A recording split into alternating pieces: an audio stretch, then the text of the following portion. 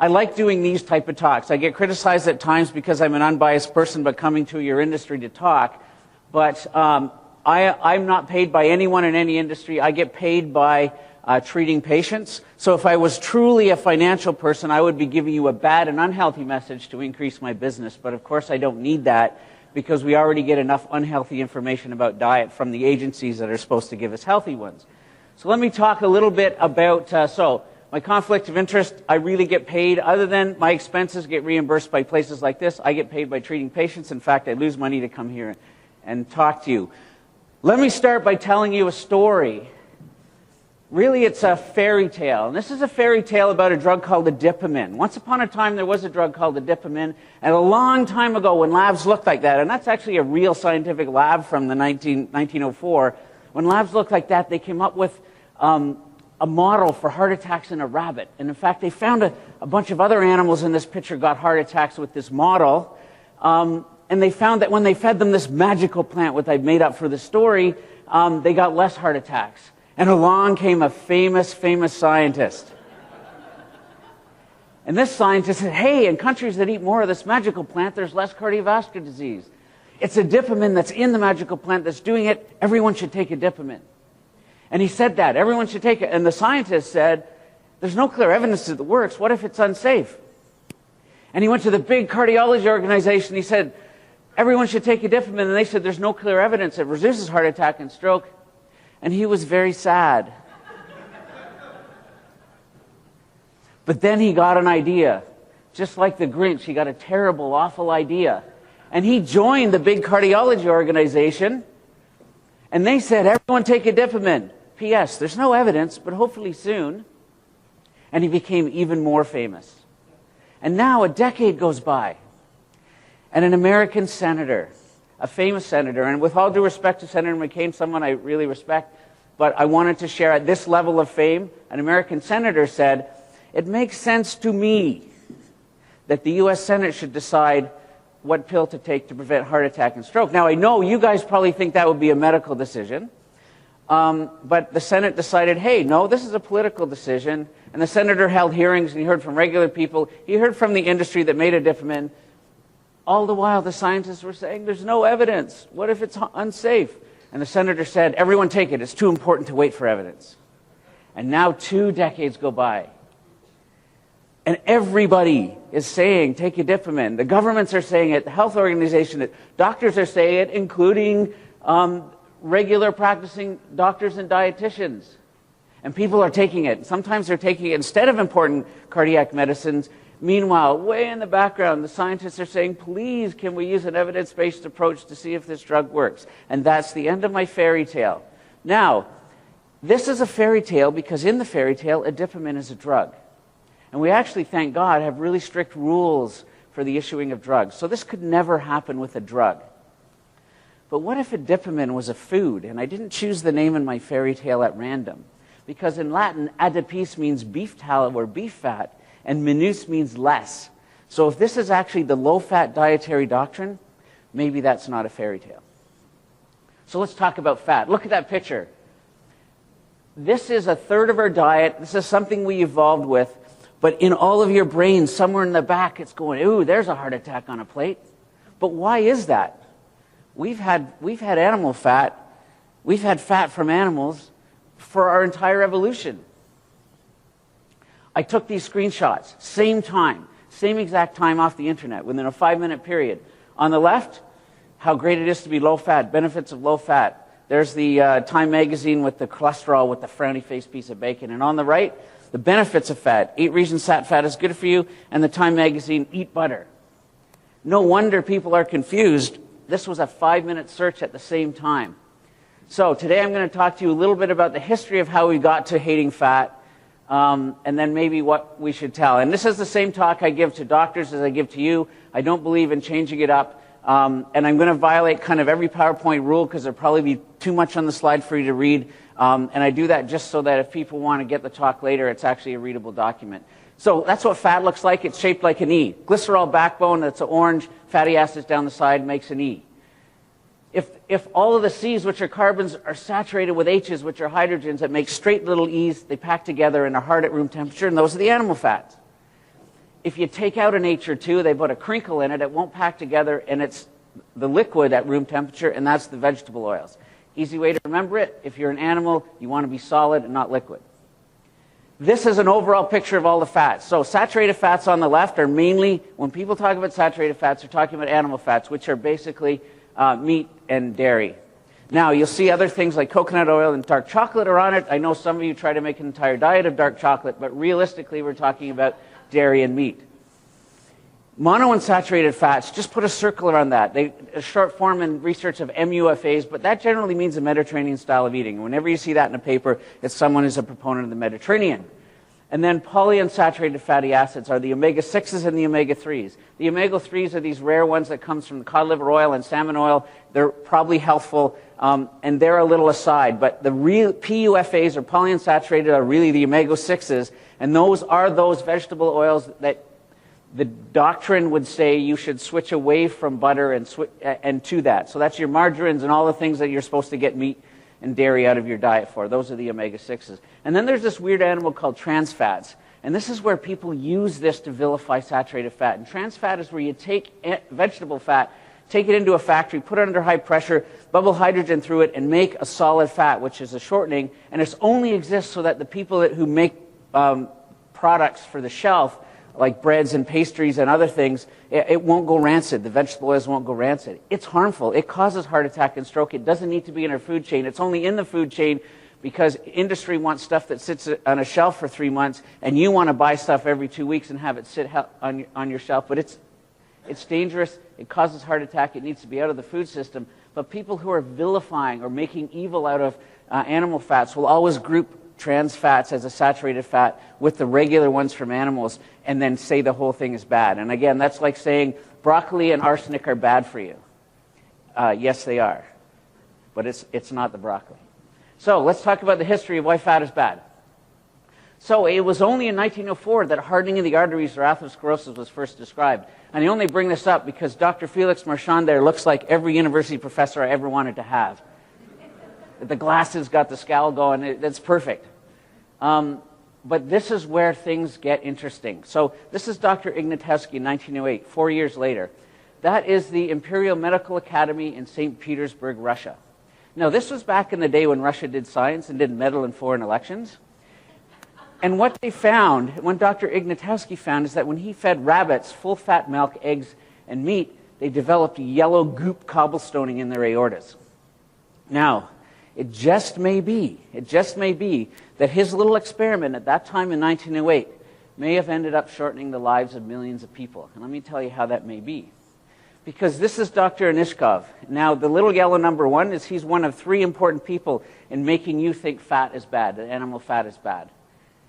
And he was doing his PhD there at the time, and he saw this yellow goop in the rabbits that were fed meat and dairy.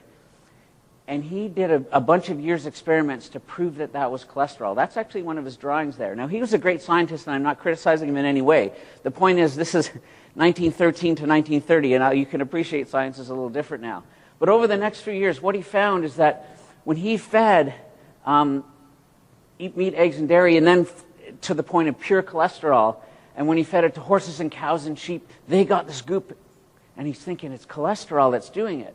But what wasn't realized at the time was these are herbivores. They don't have any way to get rid of cholesterol or meat. And in fact, the experiments they did on dogs and rats, they didn't find that, but they kind of ignored that, and that's fair, because that was science in those days. I mean, you can imagine these dogs when they find out that they're in experiments where they're being fed meat every day. You know, bring it on. And so, what was happening probably was that rabbits and other things just can't excrete the cholesterol. They don't have, it was building up in their tissues, their ligaments, their tendons, piling in their aortas. But what happened was that they started to get the idea that cholesterol was the cause of this. And then 2 really weird things happened in history. One is Dr. Carl Mueller discovers a genetic condition in humans, which is called familial hypercholesterolemia, where your cholesterol is really high, and those people got early heart disease. And that seemed to put the nail in the coffin for this cholesterol thing. And then Dr. John Goffman at University of California figured out how to measure cholesterol in the blood, and they started doing stuff. So all this came together, and by about 1951, everyone was saying that eating cholesterol was the cause. This is called the lipid hypothesis, that cholesterol is like biological rust, that eating cholesterol is like hot grease down a cold drain and it clogs up your arteries. Now, interestingly, I'll tell you right now, this is absolutely false. No one is arguing that it's scientifically false. There are no guidelines about eating cholesterol that are important. But there's not a lot of money to reverse a decision when we find out that it's wrong. But so the lipid hypothesis, eat cholesterol, clogs up your arteries, and you get heart attacks and strokes. I'm going to introduce you to one character here, Dr. Pete Erin in Rockefeller University, because he was a voice of reason throughout this. And I'll just introduce him because he was a true scientist. And scientists are they always say that kind of the national flower of scientists is the hedge, because scientists always hedge. They never say things that are absolutely proven. And you're very cautious. And it's hard to communicate often as a scientist because we're not willing to say anything that's not absolutely proven. And there's a reason for that, because you don't want to be wrong. I only introduce him because he has he was a voice of reason through all of this, and I'll bring up some of his quotes in a bit. But the number two person, who many of you may have heard of, is Ancel Keys. Ancel Keys is at the University of Minnesota. He was actually a marine biologist by training, and he got himself into malnutrition, and then he got himself into nutrition. And his colleagues would say he was a very forceful guy. He was kind of more sure than he was right. And he was very politically connected. And how politically connected was? Well, these are the rations in World War II that paratroopers and tankers used here in the U.S. Military. They are mostly hard-pressed carbohydrates. The K on those K rations stands for Keys, because Ancel Keys convinced the Department of Defense that he should be the guy to design these rations for the soldiers. Very politically connected, very good. And I'm not criticizing, a great scientist, I actually have a lot of respect for the person. But in science, it's not about cult of personality, it's actually about evidence. So he was in 1951, he's in Rome, he's at a conference on malnutrition, because that's what he did at the time. And one of the Italians said, hey, we don't have this big heart disease problem that all you guys are having over in America. And so he just so happened that Dr. Goffman's ability to measure cholesterol was out, and it just so happened that his wife was a lab tech who could measure it. So he goes out to the workman and he finds, hey, they don't have a high cholesterol in their blood. And then he goes to the Rotary Club, and according to him, by the way, clearly the Rotary Clubs haven't changed, if you've been to Rotary Clubs. But he went to the Rotary Club, and they were eating pasta loaded with meat sauce, Parmesan cheese, roast beef, desserts of pastry, and ice cream. Now, we might see that as ultra-processed food. We might see it as food that's full of sugar. But he saw it as food that's full of fat. And when he measured the cholesterol levels in the blood at the Rotary Club, he found they were high. The same thing happened in Madrid. And so he does this little classic bait and switch. So he said, you know what? It's not cholesterol.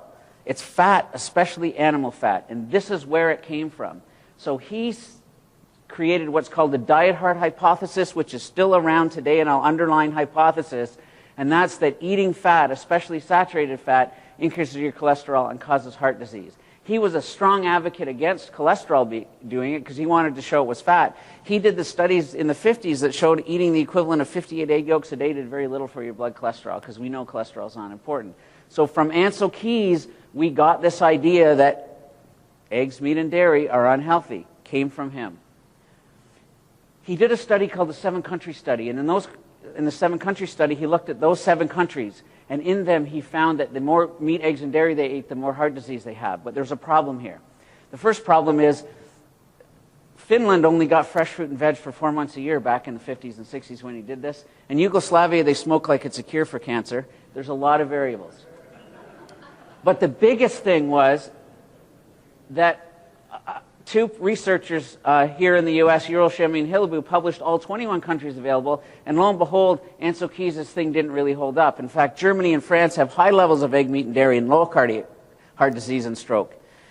It looked like he picked the countries. Now, he was saying, I picked these countries purposely so they weren't influenced by the malnutrition that happened after the Second World War, but it's very controversial that he only picked 7. He went to the American Heart Association. He said, you got to do this. You got to tell people not to eat fat. And they said, no, no, no, nope. We've seen this paper by Ural Shemi and Hillebue. When they put all 21 countries, there was no effect. And then in 1960, he joins the nutrition committee. So I'll point out that the other 5 people are very eminent cardiologists. Frederick Sayre started the nutrition part of the School of Public Health at Harvard. Edgar Allen still does a test on veins that we use as doctors before we put in a line. Very famous cardiologist and the marine biologist. I told you he was connected. And guess what happens in 1961?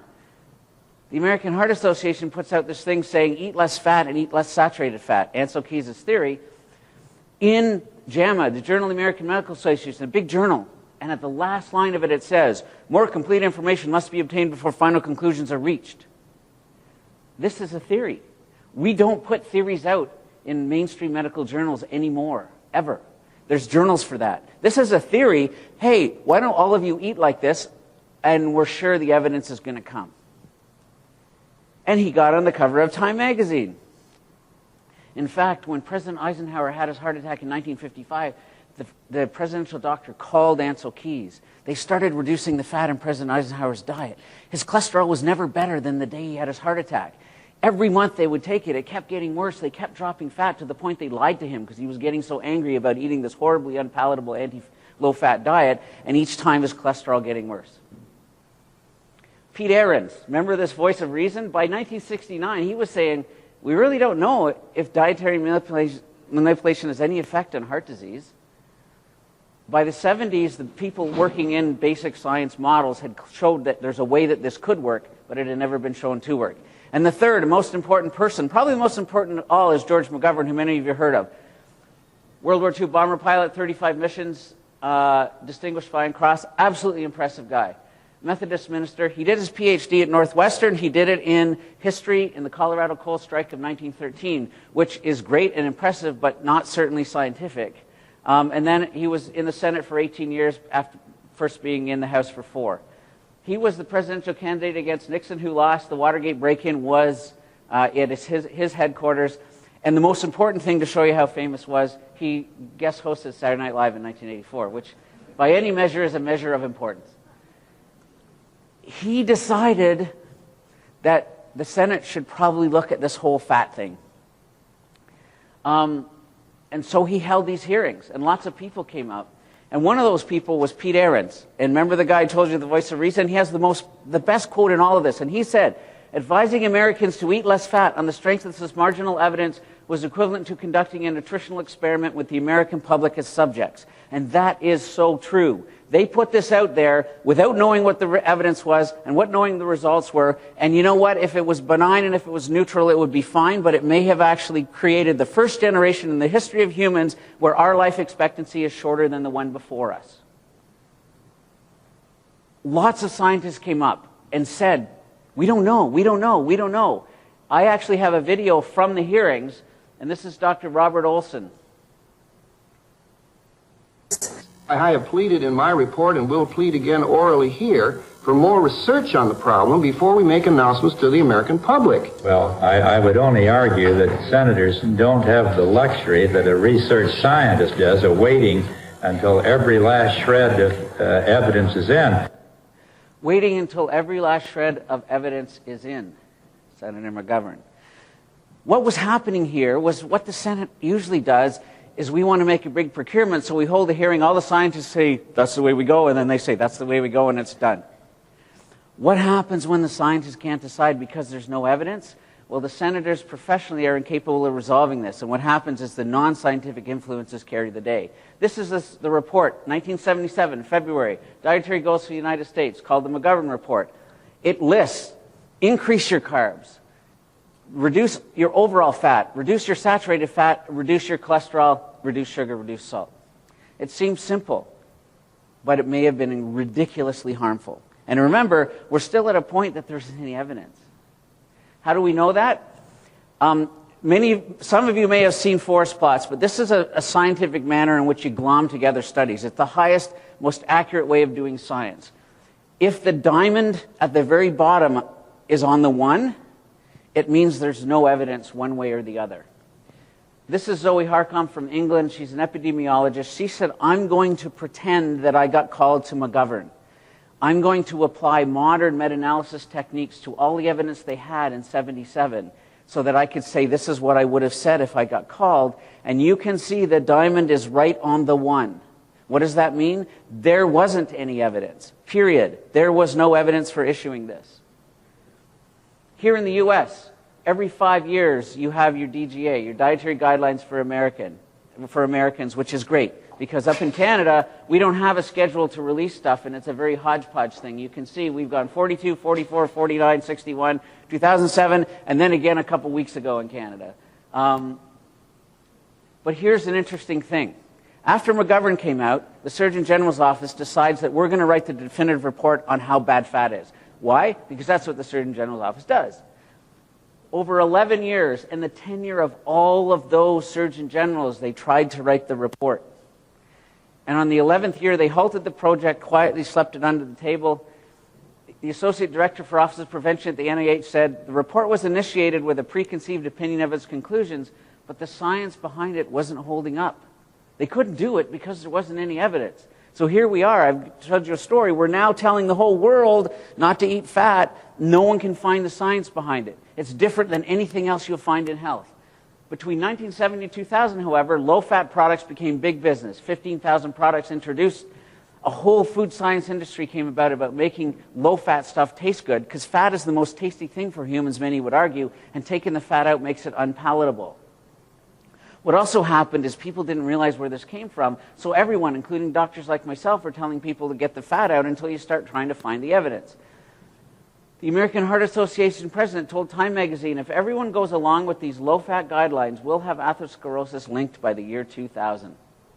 If anything, that's a lesson to never say stuff like that.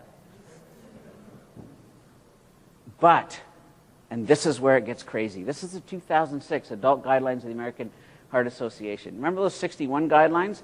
They are the same. Eat less fat, eat less saturated fat in 2006. That's about 45 years of no change. Put it in perspective what science is like. Wright brothers' first flight, man on the moon, 66 years.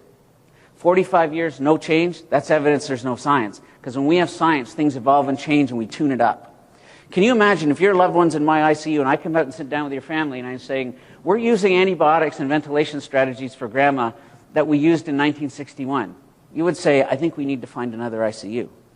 When there isn't real science, it doesn't change, evolve, and get tweaked. No change, 45 years. So look what happened to us. We told people what not to eat. We didn't tell them what to eat. You remember this? I remember it.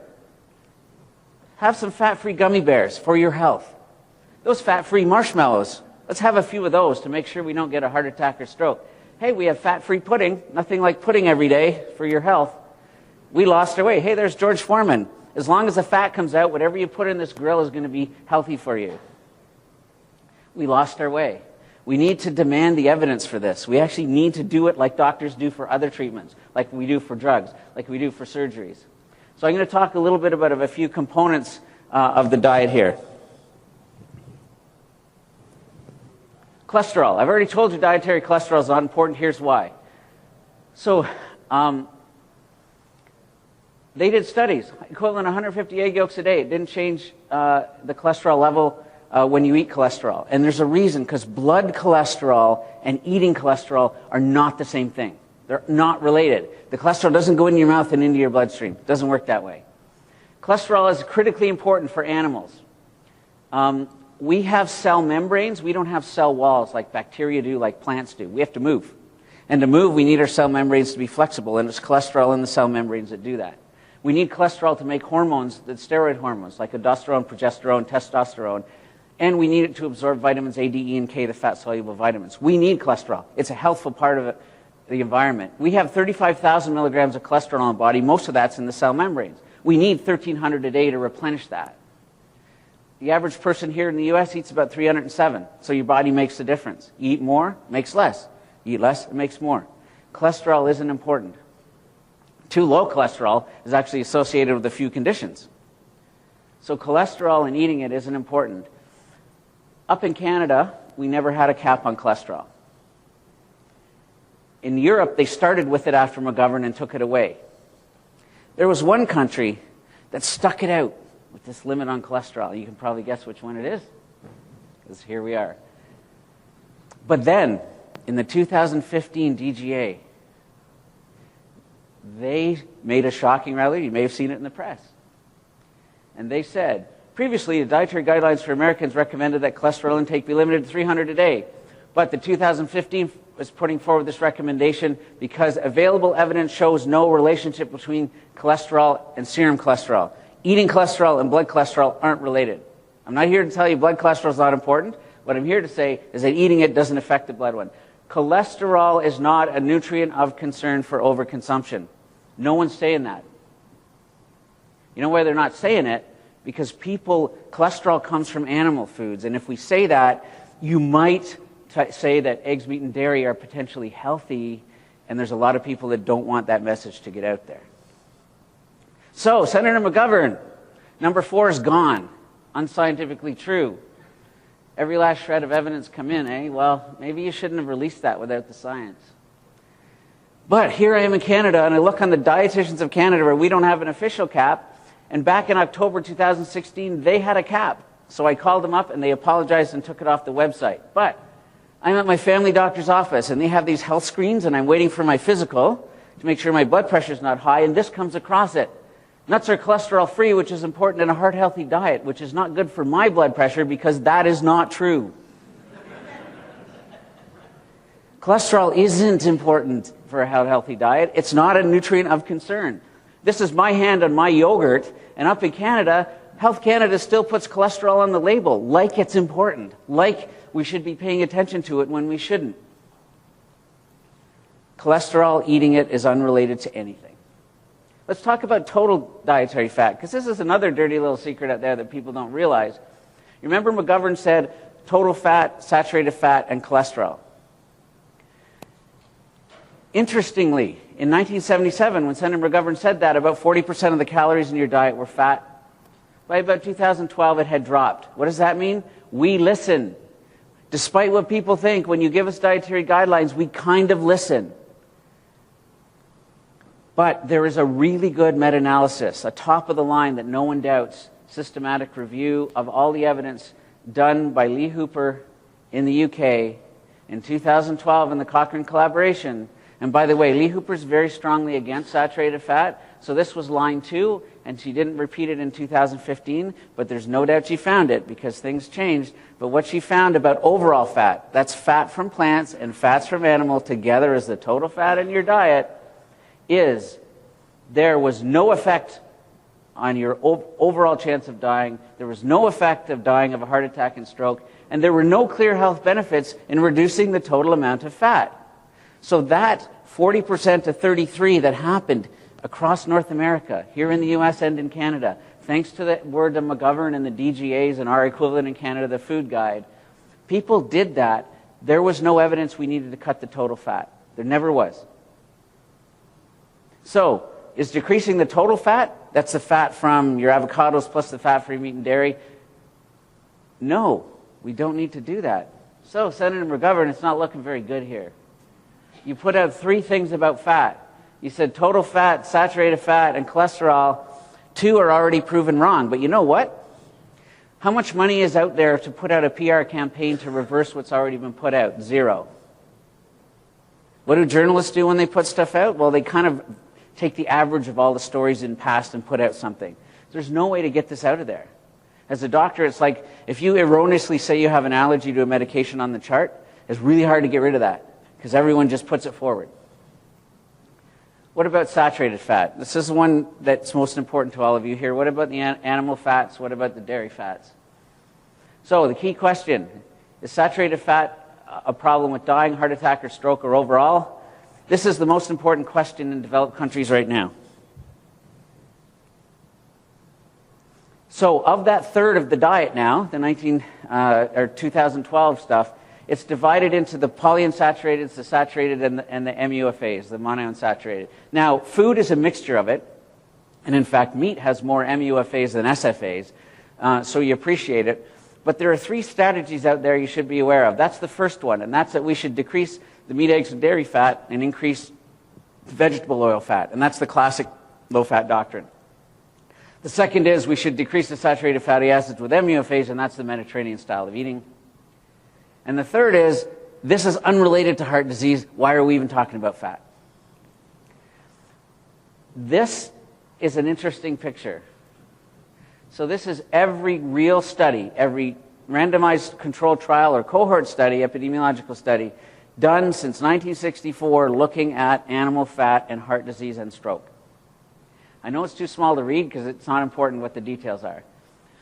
The first column called biomarker, that's the column where your blood cholesterol changes. And red means you shouldn't eat egg, meat, and dairy, and green means it seems to be neutral or fine. But you can see there's a lot of studies, especially in the beginning, that showed trouble with the blood cholesterol. I'll explain that in a bit. But the next three columns are morbidity, which means whether you have a heart attack or stroke, mortality, which is dying of a heart attack and stroke, and then overall mortality, overall chance of dying. You notice there's not exactly overwhelming number of reds there. This is Hooper's study of 15. This is what everyone kind of bases stuff on. This was the best available evidence at the time, and you'll see if you go across, what Hooper showed was there's no chance of dying overall, there's no chance of dying a heart attack and stroke, but there seems to be a greater chance of having a heart attack and stroke, but there was a problem.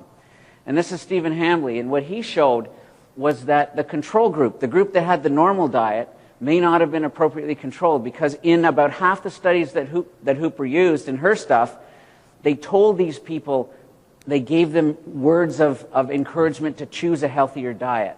What happens when you choose more whole foods and less processed foods? You get less trans fats. Trans fat is bad. So he said, what if I just take those half out? The ones where I'm worried that the people who were the only difference is supposed to be saturated fat, but they seem to get more advice, and we look only at the ones that were purely randomized controlled, and you'll see on the right arrow, the diamond's right on the one. There wasn't any effect.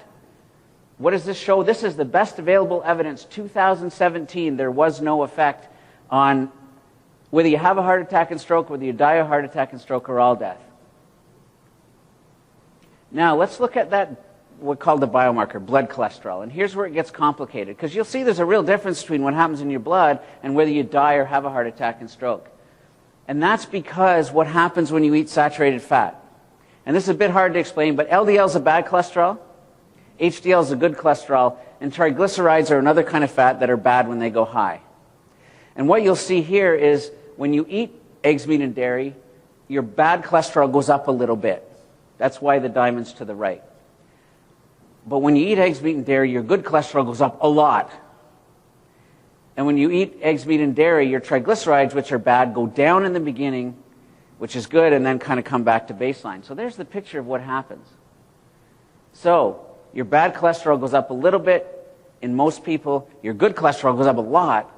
And your triglycerides, which are bad, go down at first and then kind of come back up. But they're really related to carbohydrates, and it may just be that a little bit of carbs are drifting in. But that overall picture at the end is felt to be more healthy. But if I only told you about the bad cholesterol part and say eating meat, eggs, and dairy makes your bad cholesterol go up, that's true, but just a bit. But now you're ignoring the good cholesterol. If I talk about your total cholesterol, bad plus good, it goes higher. Yes, it does, because the good goes up really high. So it's a little bit of a way you can put a spin on this that's untruthful. Eggs, meat, and dairy give most people a more healthy blood cholesterol profile, with the bad cholesterol going up a little bit, and with the overall cholesterol going up a lot because the good cholesterol's gone up. So that's why the biomarkers aren't important. So I get rid of them, because you can spin that how you want. So this is every study since 1964 looking at column 1, heart attack and stroke happening, column 2, dying of a heart attack and stroke, column 3, overall dying. Lots of red, isn't there? Lots of reds. Red would be we shouldn't eat saturated fat. And in fact, it's randomized control trials that are most important. And there's the randomized control trials. And you'll see, since Hooper, we really haven't had any randomized control trials that have shown saturated fat, eggs, meat, and dairy is bad for you.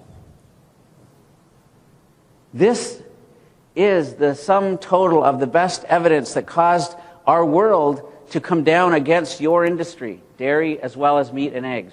This is it. This is that overwhelming, as one of my plant-based colleagues in her clinic says, there's a tsunami of evidence. This is that tsunami. I'm not sure she knows what a tsunami is. Look how much green is there. Can you imagine? I'm not arguing the cause. I'm arguing you shouldn't release a guideline at this level of certainty. In fact, if you're going to pick a balance, you're going to say it's actually not there's no effect of eggs, meat, and dairy. That's what I'm here to tell you. There truly isn't. And here's a cool little epidemiologic study. You're never supposed to take epidemiologic evidence as cause. It's just things that co-occur. But this is like Ansel Keys did. This is 42 European countries. On the left, you'll see that on the up and down arm is how much eggs, meat, and dairy you eat, and across the bottom is how much heart attack and stroke. So what you're seeing there is the more eggs, meat, and dairy you eat in those 41 countries, the less heart attack and stroke you have. And on the right, you'll see that's carbohydrates. That's grains and sugars and things, as along with alcohol. And you'll see the more of those you eat, the more heart attack. Isn't that interesting? It may be, when you put all this together, and it's not causality, but in the countries that seem to eat more eggs, meat, and dairy seem to have less heart attack and stroke, and the countries that eat more flour and sugar seem to have more heart attack and stroke. But you know what? If I talk about heart attack and stroke, no one wants to talk about flour and sugar. Interesting, isn't that? So the state of literature in 2019 is mostly, with a few little outliers, mostly eggs, meat, and dairy are not related to heart attack and stroke, but no one wants to say that. In fact, these are 6 studies that suggest that eggs, meat, and dairy are associated with less heart attack and stroke. Whenever in science we see this, there's a risk that we do harm by limiting it. Remember back in Galen and the Hippocratic Oath, above all, do no harm? This is evidence that we should not have guidelines because there's a real risk that harm is done. And I'm here to say we might have done that. In 1970 and 80 and 1990, we might have done that. So, on eggs, meat, and dairy, is it linked to heart attack and stroke? We don't know. We truly don't know. I'm being a very objective scientist here. There's not conclusive proof. Why issue a guideline if there's no proof? So, Senator McGovern, your 3 things on fat, 2 are wrong and 1 is still unproven and looks like it's going down. Every last shred of evidence come in, eh? And quickly on dairy. There's lots of good studies to suggest that dairy is not harmful and, in fact, in some elements, protective. This is a meta-analysis that showed the consumption of various forms of dairy products are either favorable or neutral associations. The recommendation for low-fat dairy is not scientific. In fact, I think that's a terrible idea. I think dairy fats are helpful. I'm a stroke physician, and dairy fat and stroke have a good association with dairy fats being beneficial. And it's not a cause thing, but they're co-located. So if you've had a stroke, I would recommend dairy fats. But this is a crazy thing. So this is the American Journal of Cardiology. Remember, the cardiologists are, when it comes to making fat bad, the cardiologists are like the Death Star and Darth Vader. They are the ones who are leading the charge. So this is their own journal, and this year, a nice little guide so everyone could see, they took some controversial foods for dairy. This is their review last year in July. Dairy products are a source of saturated fat, but they lack evidence for benefit and harm. Full stop. Full review, done by the cardiologists. They're going to be really looking to find it low fat being better, and they can't find any evidence. And I went, incredible. Why isn't this on the news? And then I read the thing. It says, it appears there is no clear consensus in the published data among experts of the effects of dairy products. Why? Because they're not harmful. And then they go on to say, however, there's general consensus that full-fat dairy are a major source of sat fat, and it should be limited. What? So what they're saying is there's no evidence, therefore we should limit it. Seriously. So, it's called the dairy paradox. Why does high-fat dairy seem to have less obesity and cardiovascular risk? There's lots of theories around that. Satiety, maybe there's something special about fatty acids. But there is a real signal here, especially with stroke, that no one wants to put out. And what about butter? Just very quickly, lots of stuff about butter. And I give this talk all the time and people talk about butter. But the real reason is people really like butter and just want someone to say it's okay. And this is my analogy for butter. Asking if I should eat butter is like saying if I'm being attacked by a grizzly bear, should I wear the red hat or the purple hat? And the answer is, it's irrelevant. You're being attacked by a grizzly bear. Eat whatever tastes best. And you know what people find best is butter. So it's fine. And then eggs, there's a good study to suggest that eggs are fine. So let me talk about the overall summary then. Cholesterol is fine. That's clearly established. Saturated fat has been demonized since the 50s. And this is the issue. When you tell someone not to eat fat, they eat the things behind that person. Trans fats are bad. Don't confuse them with eggs, meat, and dairy. Cholesterol-rich foods are not bad. Overall fat is not bad. And saturated fat isn't clear.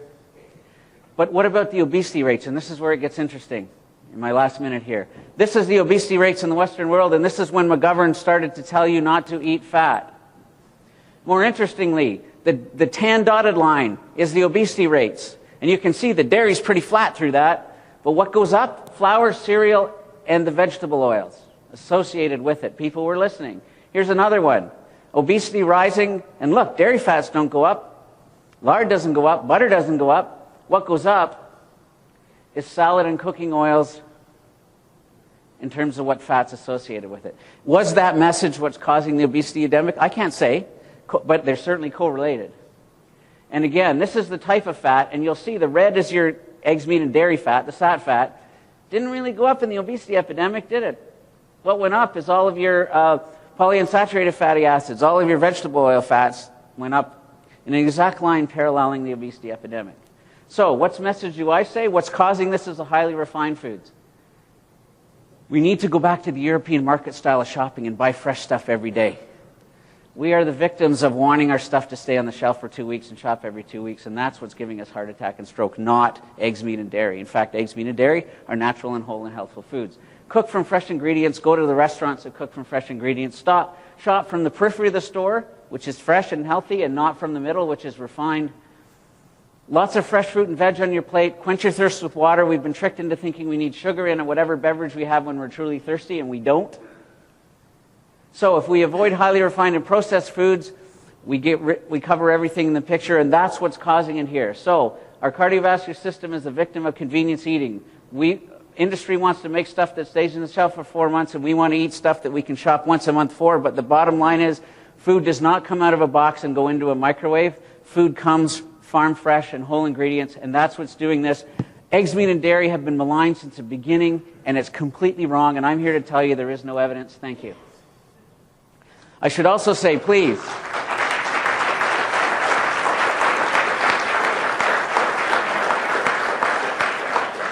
I keep a Twitter feed and I kind of update it with stuff along this. So if you want to get a handle on sort of what's happening with respect to eggs, meat, and dairy not being bad, then please just follow me on Twitter and you'll see the random stuff that comes out.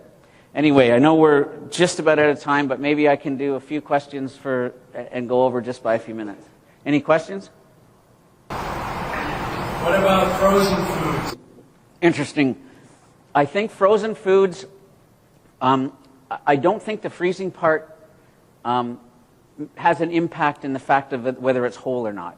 Some have suggested that maybe the freezing breaks down the cellular structure, but I think, and many people get healthy. People who are in lower socioeconomic strata and don't have a lot of money, they need to shop with things that are on sale. And so what they'll do is they'll shop for their meat, they'll shop for the starchy veggies that will keep, and they'll freeze them all. And in fact, they're saying if you want to eat healthy and you don't have a lot of money and you're poor, then your best investment is to go on Kijiji and buy a freezer, because then you can hit the sales. So it doesn't appear like freezing it is bad, but you got to look at what's frozen. Is that a frozen pizza, or is that a frozen piece of broccoli or a frozen piece of meat? So the food quality of whole foods is probably not affected by freezing. Any other questions? Yes?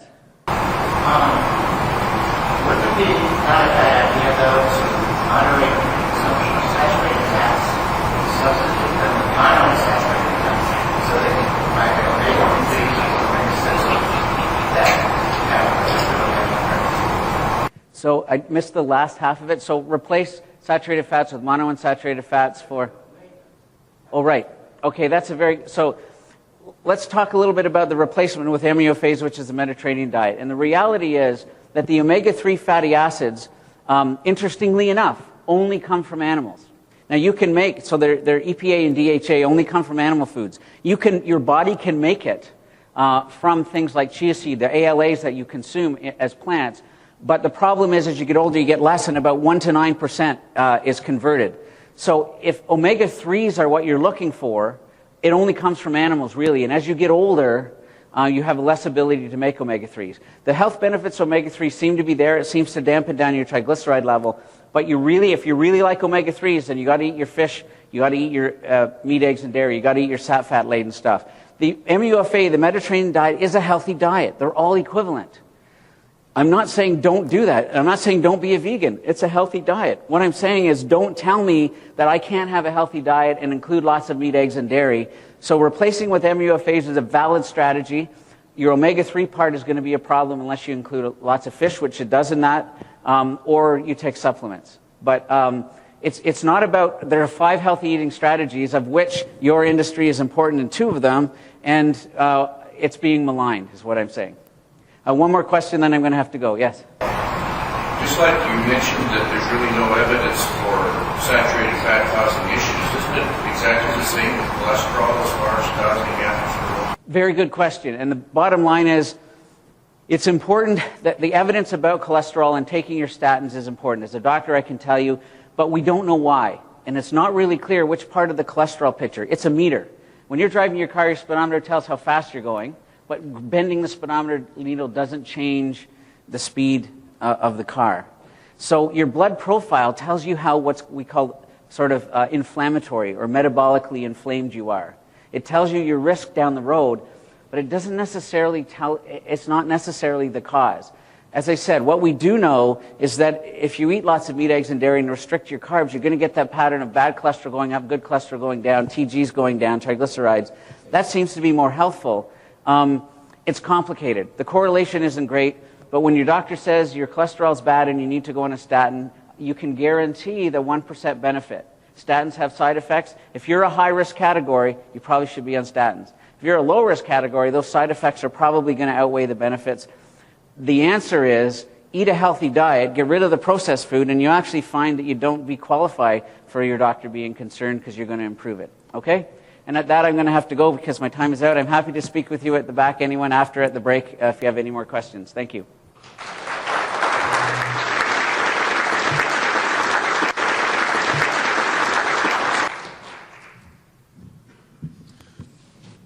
Thanks again, Dr. Samis, for that very interesting presentation.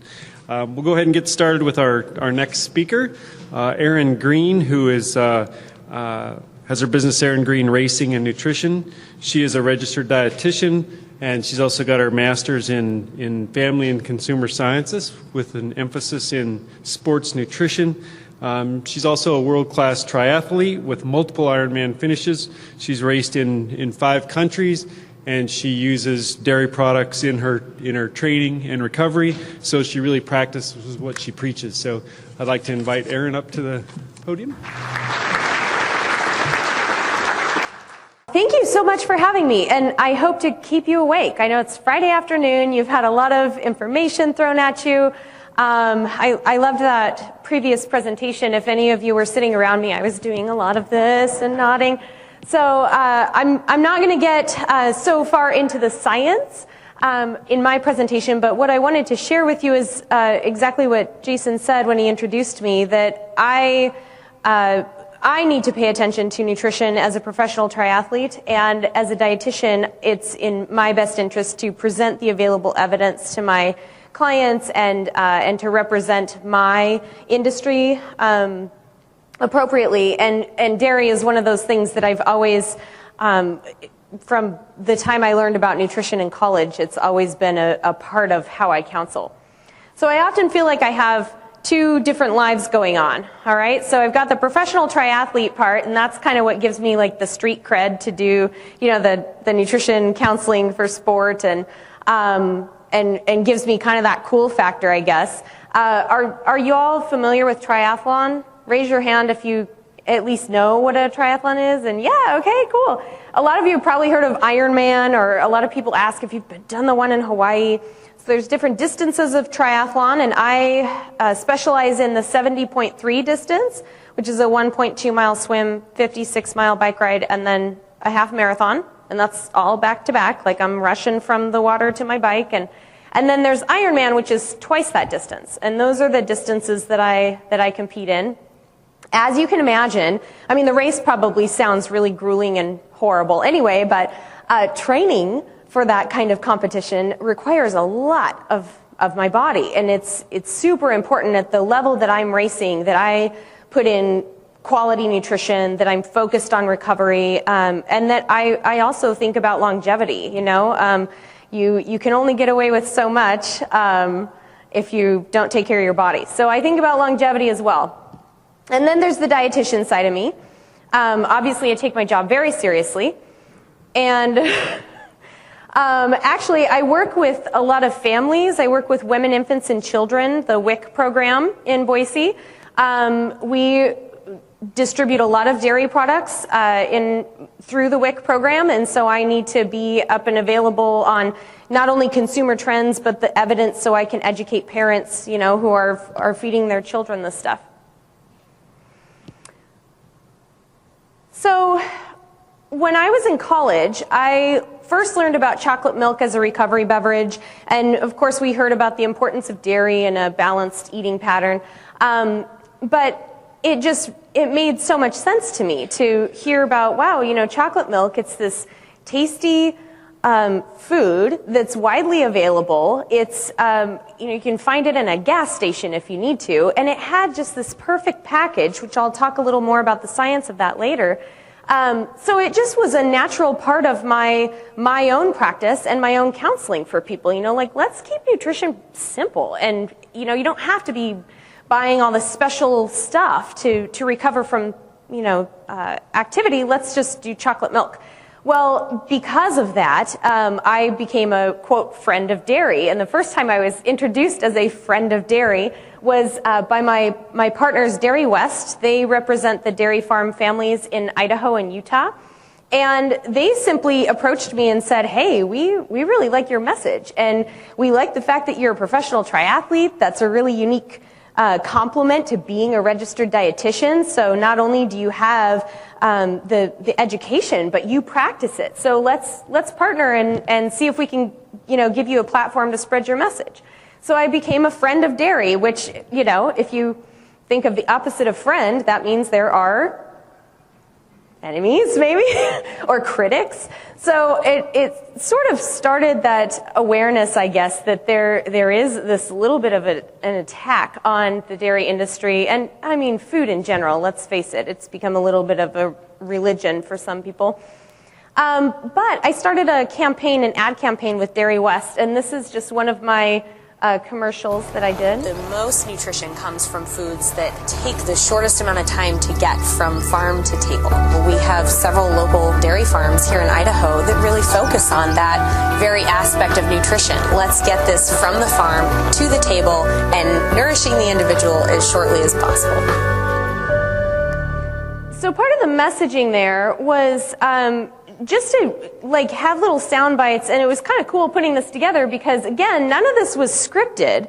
This was just, hey, Erin, how, the agency we worked with just kind of asked me questions like, what's your belief in this, and how did this come about? So these little sound bites really just came from my own belief, my own understanding of the evidence, and my own practices.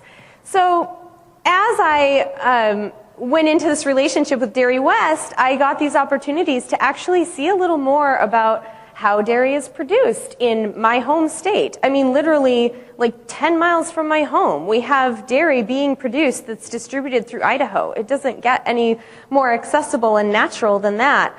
So I think it has only solidified my belief, and I'm a farm girl anyway, and so y'all are my people. So I have that feeling of loyalty and belief in agriculture and our system.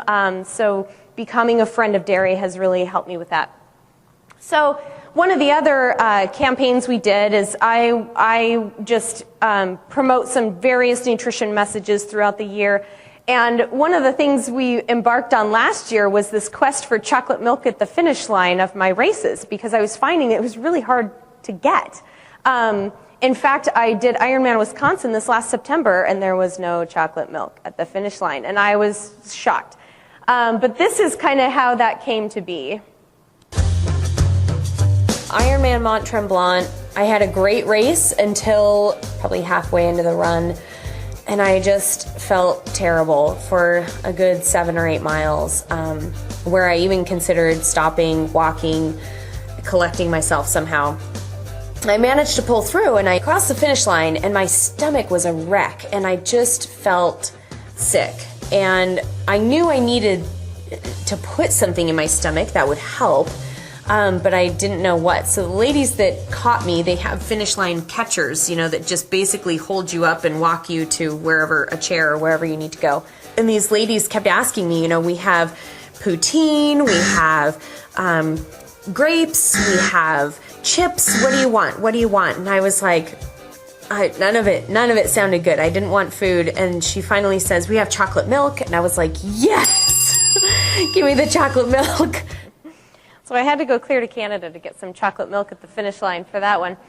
But just to talk a little bit about the science. Now, it's pretty intimidating to stand up here in front of a room full of scientists and talk about the science of dairy. But I wanted to highlight just, I have limited time, but to highlight a couple of the specific reasons why I continue to believe in dairy as a recovery food and just some of the evidence that we're going off of. It's not just that continual dogma of this is how it's always been. So protein is probably the number one thing. We do see, whey protein is superior to many other proteins in terms of muscle protein synthesis and the different types of amino acids it provides to the muscle. I'll go a little more into that on the next slide. And then one of the other things is we have to think of how that's being consumed. So sure, somebody could have a tuna sandwich or a chicken breast or something to get some really great protein, but liquid protein is absorbed far quicker, and we do see an increase in muscle protein synthesis in a shorter amount of time with a liquid or even semi-liquid like a yogurt or something form versus eating an intact protein. So we have to think of the digestibility of it. There's this whole trend on we want everything that's natural, and minimally processed. Well, gosh, it does not get much more natural than dairy. Yes, there's some processing that goes on. There's some methods to make it safe for consumption and maintain the integrity of the product. But when we look at the food world that we live in, dairy has been around for centuries, really, and it continues to be a sustainable and naturally produced food. For athletes, no risk of banned substances is really important too. So when we get some of these supplements that athletes want to take for recovery and to provide protein, you can never really be sure what's in those supplements. And in terms of effectiveness too, when it comes to recovery, especially when people are looking at, I want these branched chain amino acids, I want protein synthesis, blah, blah, blah. Well, you're really safe with some dairy products. You don't have to worry about the banned substances. And then we also have this great, there's something to be said about the intact food and the symbiotic nature of having a food that provides fluid to the body. It provides electrolytes. Electrolytes were not originally manufactured in a lab. They come from food, and people have a hard time believing that sometimes. And then we have this carb to protein ratio that appears to be optimal for recovery.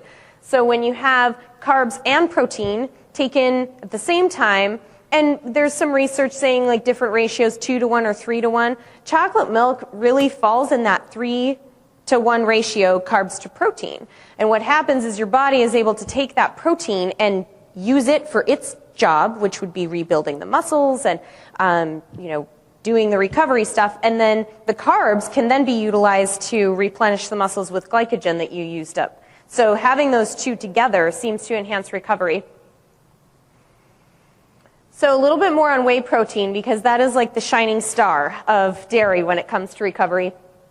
Leucine appears to be the rate limiter when it comes to muscle protein synthesis. One of the interesting things about this, though, is it doesn't seem like supplementing specifically with leucine actually enhances protein synthesis above whey protein. Whey protein, its integrity seems to be more effective than just supplementing with leucine. So again, we kind of go back to that, whole food approach, or at least minimally processed, instead of like pulling out the pegs and trying to stick them in and say, okay, this is the answer, this little thing.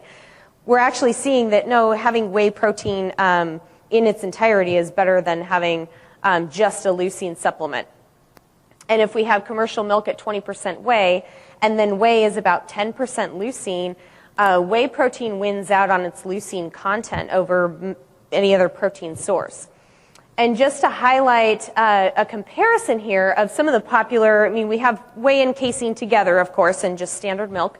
But then soy beverages are probably the most common competitor to liquid milk. You can see just in this first 30 minutes the way whey protein enhances that amino acids found in the muscle far more than soy or casein. Now, some people might say, well, okay, we'll just, have whey protein, whey protein, whey protein. Well, casein protein is often referred to as the long-acting protein source, where whey has this quick, 30 minutes, and it's like muscle protein synthesis is higher than any other. Casein tends to be a longer-lasting effect. So drinking the milk itself instead of just going after the whey protein source actually can have a better effect for muscle protein synthesis as well. And the body can only handle about 20 to 25 grams of protein at one time to actually bring that muscle protein synthesis to its max. So anything above that, I mean, it's not going to hurt you, but you'll just probably excrete it in the urine.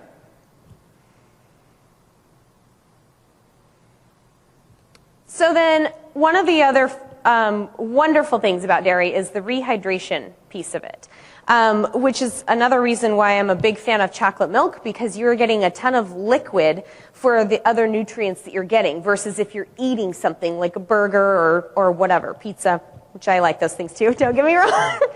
So I wanted to show this table just because this review by Roy went through why we look at milk as being a great recovery beverage, and you can see the comparison of the different types of milk, and then Gatorade and Accelerate, a couple commercial rehydration beverages.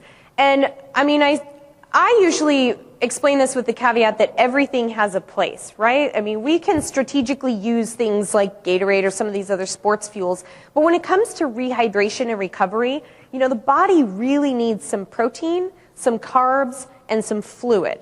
And in order to get that fluid in the body, we need the electrolytes. So if you look at the composition of these, I mean, chocolate milk is really falling in line with these other products. Now, in one of the studies on this review, they fed chocolate milk to endurance athletes after they had each lost about 2% of body weight in fluid, which is when performance starts declining really after that 2% loss.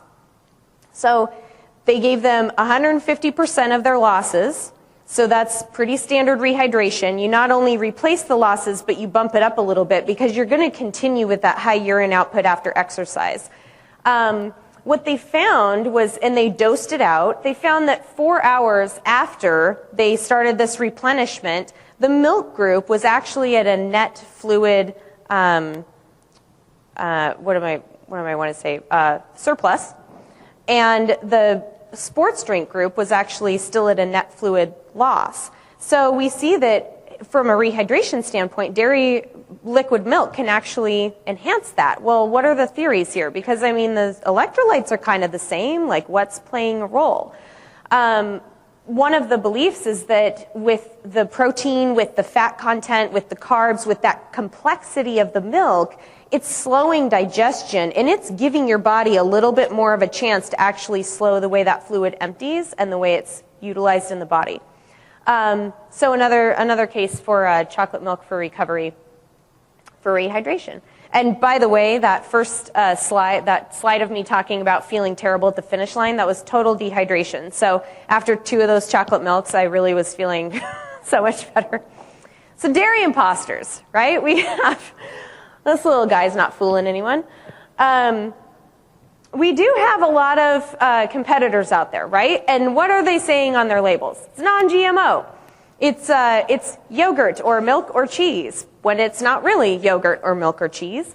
By the way, is there any GMO milk? Like, is that such a thing? No. So it's, again, a marketing, a labeling thing, right? And then we have these buzzwords like all natural or, whatever. minimally processed. And it's really interesting when I'm always like kind of on the radar for, these marketing terms and like what are they trying to sell. But people fall prey to this all the time, in terms of they want the best all natural ingredients. And I'm like, well, milk is a great example of that. They're usually lacking protein. So I actually got an email from a very popular yogurt brand that I get their monthly updates announcing that they were going to launch a coconut yogurt. And I'm like, okay, and it had all the buzzwords, right? It's all natural, it's non-GMO, all this other stuff. And so I started digging a little bit because I wanted to see the nutrition information on this yogurt. Because when I'm recommending yogurt to people, I'm thinking dairy yogurt, that has this certain profile of nutrients. And it took me probably 10 minutes of clicking through, not just the email, but getting to the website, finding the product, finding the nutrition label, getting through all of the marketing hype to actually get a nutrition label. Guess how much protein is in that yogurt? 1 gram, but 0 close enough, right? So again, when we see these dairy imposters, a lot of them are lacking the same nutrients, and they don't have the naturally occurring nutrients that we get in dairy. A lot of them have added calcium. They have added carbohydrates, which people are so fearful of sugar these days. It cracks me up that they'll have some of these, dairy imposters in their diet, but then they're like, oh, but I won't eat a sandwich. So I don't know. And since it's Friday, we need a little humor.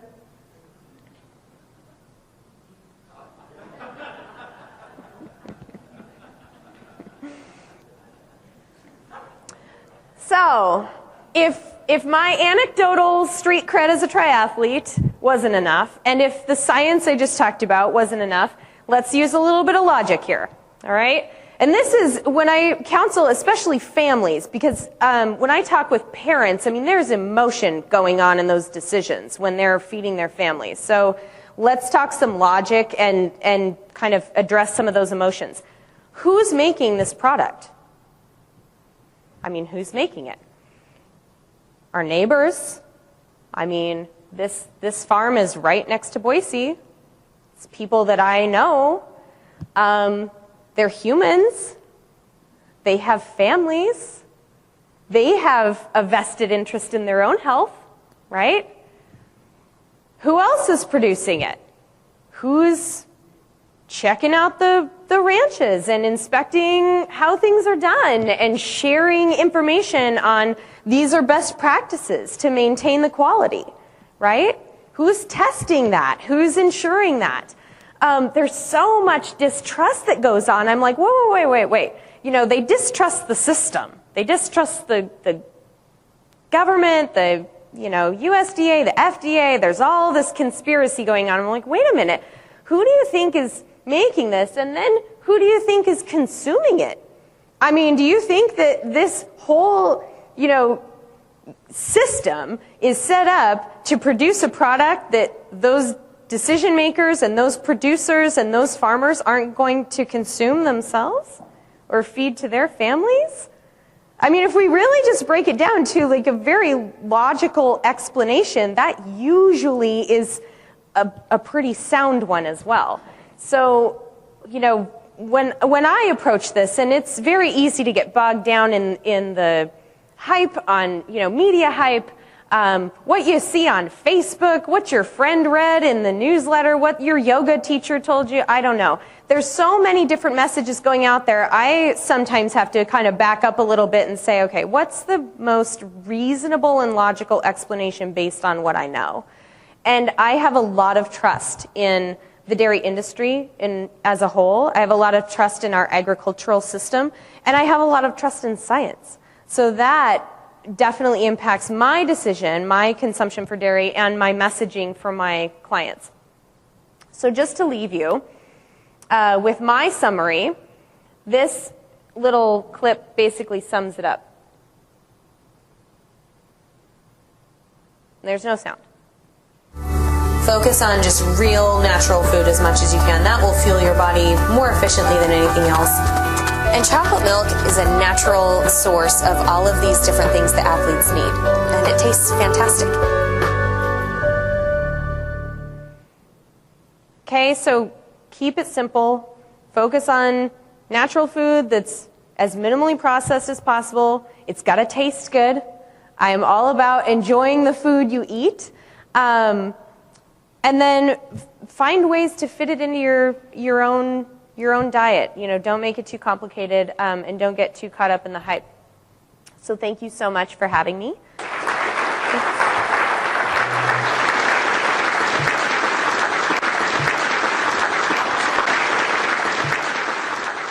All right, I want to go ahead and introduce our next speaker now, Linda Wenck. She is a partner in MorganMyers from Waukesha, Wisconsin. They're a strategic communication firm that really specializes in food. Their clients include McDonald's, Kraft's, and the Professional Dairy Producers of Wisconsin. So Linda's going to talk to us today about the future of food. Unfortunately, Max couldn't be with us because he was tending to his own food, i.e. cattle at home. And so we're looking forward to Linda's presentation today. Thank you. All right, and a big thanks to all of you. Shouldn't we gather up closer or something? Come on, we can have more of a conversation. Thanks, Todd. Come on, okay, I'll speak loudly. Maybe they're still coming in, but thank you really for having me here today. We're going to spend a little time talking about the future of food. Jason had asked us to speak about that. Before I get into any of it, I would just like to see a show of hands. If you think about trends, consumer trends in particular, as you look forward, give me a thumbs up if you're excited about where things are going. 1, 2, 3, 4. Okay, all right. And those of you who feel maybe a little bit of dread, a little frustration, okay, not quite split, but pretty close. I always like to know where we are with the audience to let me know how much behind the podium maybe I need to stand today to avoid from things being thrown at me or what have you. Because some of the things we'll talk about you may not like, you may not agree with. I'm just going to kind of share with you what's happening, a little bit about maybe more why it's happening, and then a few things that maybe can be done about it. So with that, I'll find the clicker here. I have a little skin in the game. As you heard Jason mentioned, we do farm as well as have a communications firm. This is our son. He's in his second year at vet school at University of Wisconsin-Madison. And this is our dinner conversation sometimes. What are you all doing about protecting the technology so that when I get out of vet school, I'll actually have some tools to work with? And so as communicators, which is what we do for a living, that's a big concern of his and others in his classes. Our firm is kind of unique in the sense that we have two practices, an agricultural practice as well as a consumer practice where we have folks on the consumer side who have no ag experience, and the ones on the ag side have come from farms and are very adept at talking about the technical side of things. So for years, the ag practice spent its time talking about animal health products, equipment to farmers. And on the food side, doing the Pillsbury Bake-Off, helping relaunch California raisins with a nutritional twist to consumers and that sort of thing. But what's been most interesting in the last 5 or 7 years is the food companies look to our farm-to-table expertise to help look back in their supply chain to say what's happening back there, because our consumers are asking questions. Can you help us talk about it in a way that is simple and understandable and builds trust in our products? And kind of on the flip side, the agricultural companies appreciate our understanding of the upside on the chain and how to communicate with consumers because of the very thing my son was asking about, is help us protect some of these technologies. To do that, one of the things we've learned is to really take a 360-degree view. And so anytime, whether I'm writing a headline or anyone in our firm is writing something for the farm audience, we're always asking ourselves, if this ran in the New York Times, how would that be perceived? And on the flip side, when we're talking with consumers, we're asking ourselves, okay, if that really happened, what would that mean to animal care on the farm? So it's really kind of having that kind of a 360 perspective, and you'll hear me mention that perspective a few times as we go through here today. So with that, enough about that. Let's just talk about what we're going to cover here is a little bit about how the world is changing and some perception as to why. 3 key trends. There's tons of trends, and I really appreciated Andrew and Erin's comments before this because it's a perfect setup, and you're going to hear it's just a nice laddering into some of the things we're going to talk about here. And then last, we'll try to sprinkle in a little bit about what's the opportunity. I hope coming off of their 2 presentations that at least there were more thumbs going up than down. We have a great product, and I'll tell you, we've been in a defensive position for years. It's time to get out of that. We we talk about leaning into things these days. There's some trends you're going to see here we really need to lean into and stop taking the defense and become offensive. All right, so I'm going to start by talking a little bit about consumer preferences and what's driving those. And so to begin with, I always like to ground in the reality of consumers today. And, while we may be, interfacing with people at church or at school or whatever in our local community, I think this is just a great synopsis of where we're at with consumers' mindsets today. People are very interested in food nowadays. People who don't even cook watch cooking shows, and everyone has an opinion on what you should and shouldn't be putting into your body. Lately, I don't know if it's just here in LA, but people are very anti-gluten, which bothers me because I'm very pro-pizza, and you can't be pro-pizza and anti-gluten. So now some people can't eat gluten for medical reasons, which that I get. It annoys me, but I get it. But a lot of people here don't eat gluten because someone in their yoga class told them not to. I keep asking people about this, and I started to wonder how many of these people even know what gluten is. So we decided to find out. Gluten, in case you didn't know, and I didn't know this, is a mixture of 2 proteins found in wheat and some other natural grains. But here in LA, it's comparable to Satanism.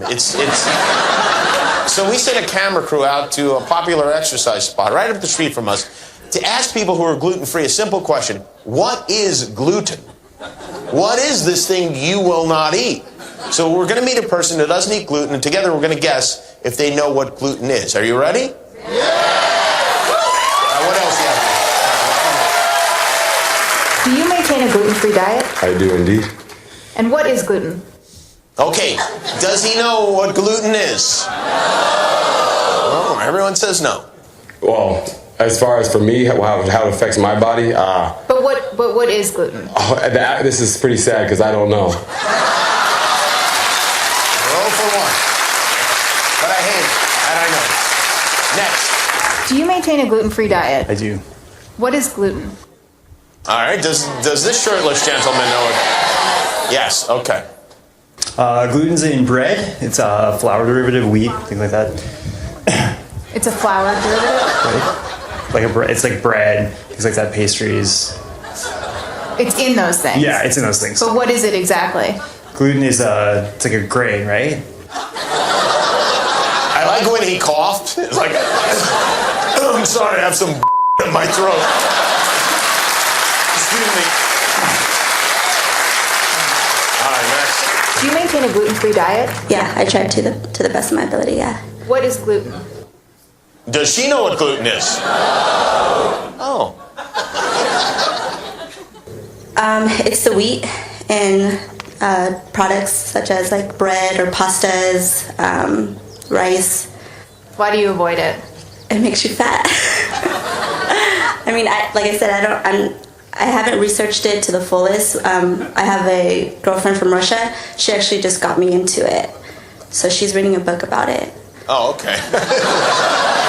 Russians know about gluten and Putin. They know about both of them. All right, we have one more. Do you maintain a gluten-free diet? I do. I actually don't eat rye, wheat, oat, bran, dairy, nuts, or eggs. Wow. What is gluten? Does he know? Does Jewish John Hamm know what gluten is? It is part, I believe, of the wheat that I really don't know. It's in rye, wheat, oat, and bran. So that's what I said. I gotta go pick my kids up. Leave me alone. Maybe gluten doesn't exist. So here we are in America, right? And so why is it like that? You know, some would say it's the speed of life. Okay, does life feel faster to you these days than maybe 10 years, 20 years ago? Okay, seeing some head nodding. I saw some research that said they actually tracked people in an airport 1990 to now, and we are walking 10% faster. I mean, it's not just, you know, the information flow, but it's like everything's faster. There's trying to do more fit in, you know, and more activities and what have you. So part of it is that, you know, we just don't take time to do the reading we used to do, okay? You hear the headlines, and that's about it. Or you heard your friend say it, and it's about it. And so, you know, I think there's a stat that 59% of folks who are active in social media only read the headlines before they click it on. And they'll send it and share it with a whole bunch of folks and never knowing what it really said past the headline. So it's, this is part of how we get to the point of having sort of a very shallow understanding of what we're doing. And so I would encourage the Erins and the Andrews, we need to take those kinds of folks and create platforms for them to be able to share their messages with the world, because they're not going to read. We listen to video also, and to our friends and family. So let's now take a look at kind of what's shifted here. So we had the traditional drivers of taste, price, and convenience. Those are still the top drivers today when a person stands at the grocery store and decides what to choose, you know, for various products. But more and more, the evolving drivers are health and wellness, safety, the social impact, which is about the environment, you know, how are the animals treated, worker care, as well as just the whole brand experience. Did it make me feel good? So in addition to that, food, let me go back here. Food is very much becoming part of our personal brand. It's something that we can control in this crazy speed of life situation. And just like our personal brand used to be defined by our hairdo, or by the clothes we wore, or the car we drove, now it's being defined by Instagram. You know, whether we can afford it or not, the $5 cup of Joe, and whether we're seen going through McDonald's or not, because it's become not cool. So very much food has become not just something we eat to nourish and fuel our bodies, but it's very much a part of who we define as who we are.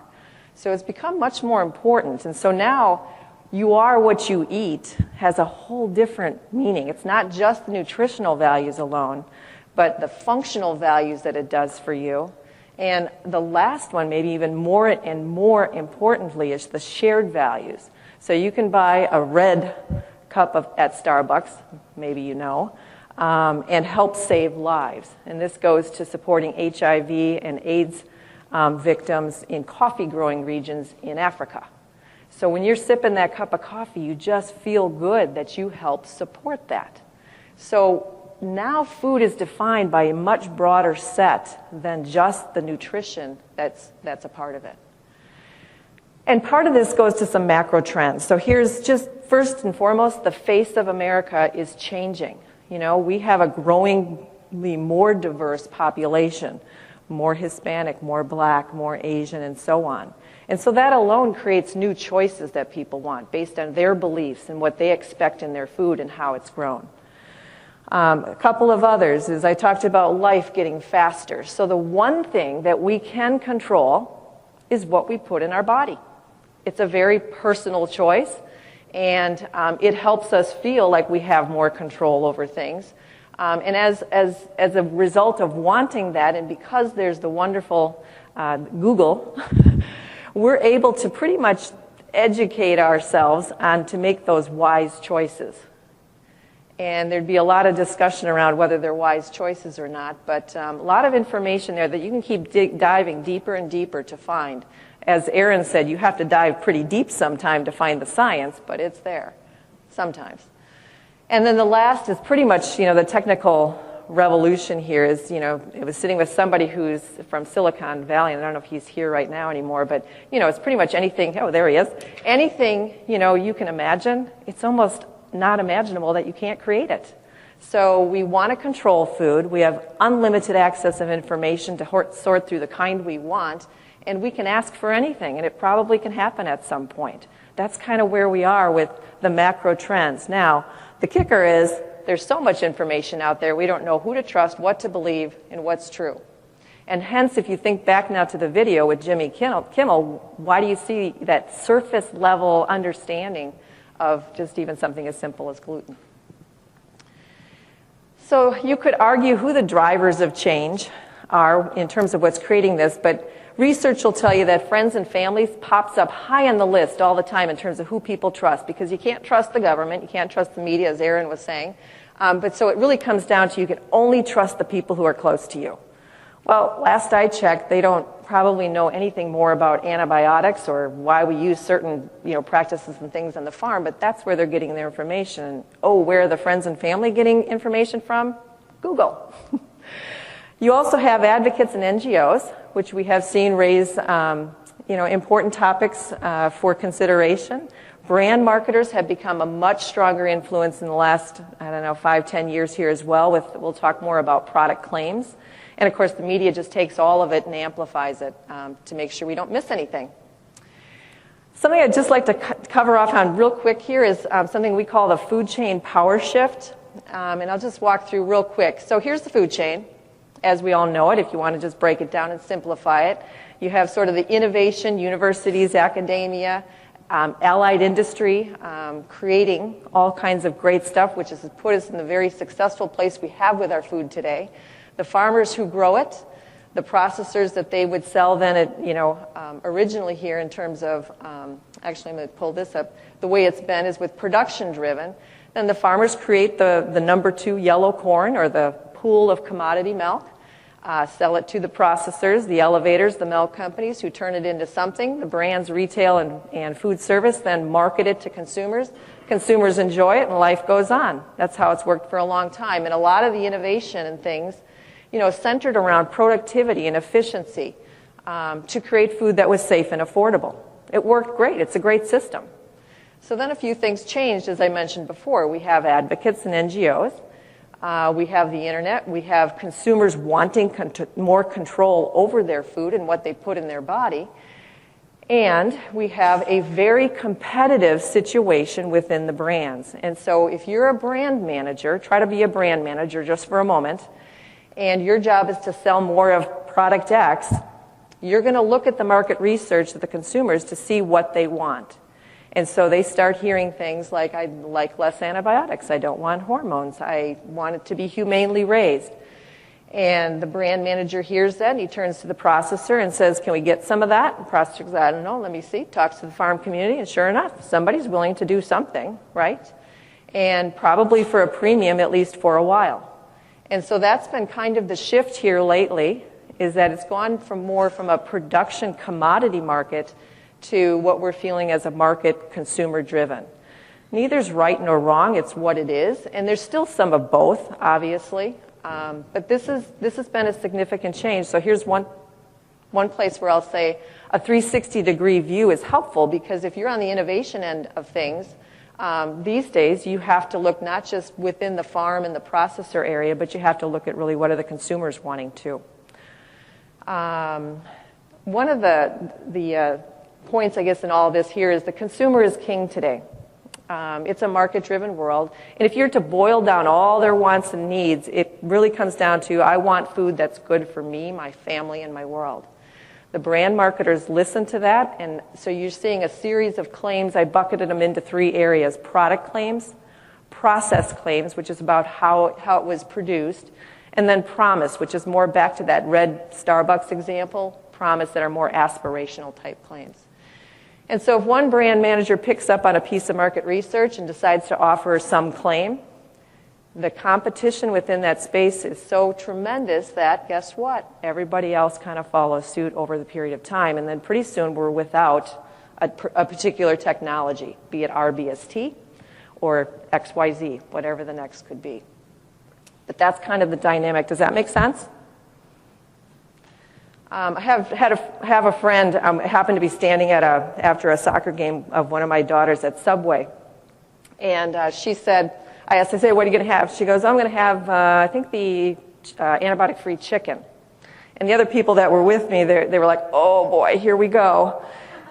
And I said, Judy, what are you going to have? She said, the antibiotic-free chicken. I said, oh, okay. I said, why is that? And she goes, well, I don't want antibiotics in my chicken. And I said, really? You think there's, with the federal government and the way things are always looked at, that there actually would be antibiotics? And she goes, no, you're right, there wouldn't be. She says, what's going on? She goes, am I being marketed to? And I was like, you didn't have to say anything, but it's a way that you can walk someone through that. You know, it's just asking them questions about why are they making that choice, and see what it is their belief is. And just like you saw on Jimmy Kimmel, you'll find it's very small for many people. And so that's your then opportunity to kind of walk in with some of the points that you heard from Erin and from Andrew. So because of that, though, it's resulted in a phenomenal amount of more new choices. Can anybody tell me how many, on average, in a grocery store today, how many products are in the store? They're called SKUs from a retail standpoint. How many? 30,000. Any more? Any other guesses? 10,000. 5,000.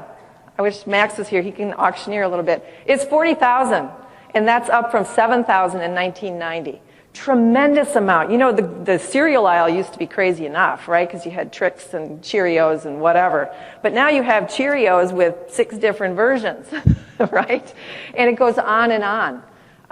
It's a whole new normal, and that I don't think that's going to be changing or slowing down anytime soon. And it's definitely created a lot of confusion amongst consumers, and that's the move in the grocery store, right? You grab the product, you flip it over, you look at the label, and you make your choice.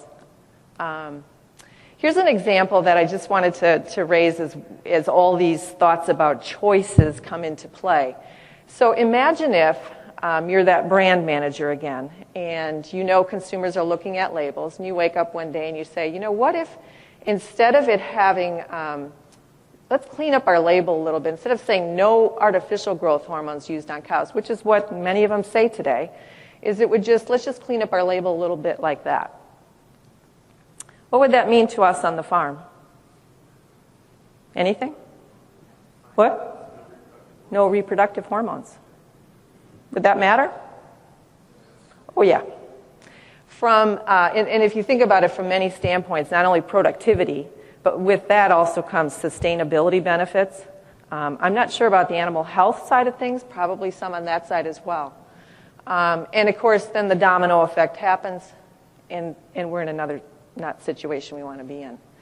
So one opportunity, I just want to, for those that, particularly, on the academic side and producers and allied industry here, is we want to guard against that. We want those folks making informed decisions. So if they make that decision, they've really understood the economic and the sustainability and all the ramifications or unintended consequences of that. And to do that, we kind of need to gather our research that exists on that, put it together in a white paper, and that's not for consumers, but for folks within the food system, they do look for the science at some point. So these things can get out of control. We need to be proactive and get on top of them before those kind of things happen. Okay, so now I'm going to touch on just 3 trends. There's gazillions of trends, but I'm just going to touch on these 3. I thought they had some applicability to everyone here. So the first one's the healthier food choices. And we're going to talk about product claims. I mentioned that as one category. We're going to kind of talk about those 4 different areas. So first, when you think about healthy and from a consumer standpoint, it's a very broad definition. It includes all those things: nutrition, fitness, reducing stress, clean water, clean air. Healthy in a consumer's mindset is very, very broad. It's not just the nutritional aspect. And so one of the things that you heard Erin say is less processed, and actually Andrew as well. Less processed is a big deal. And it's getting simplified in some ways with a clean label. How many of you heard about clean labels? Okay, a few. So a clean label, this just illustrates the difference here. So on that side is what would be considered have a lot of things in it that I don't know what they are.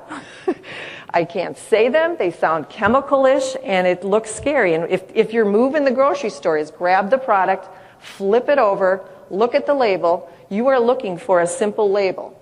Now, RX bar is a great example, an extreme example, because they put right on their package, here's what's in ours: 3 egg whites, 6 almonds, 4 cashews, 2 dates, and no BS.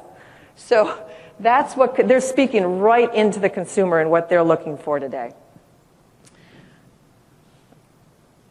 The whole notion of clean label in a consumer's mind isn't very well defined. It's just like the word sustainability. You know, they really can't define it. They can't define gluten, but they get a sense for what they want.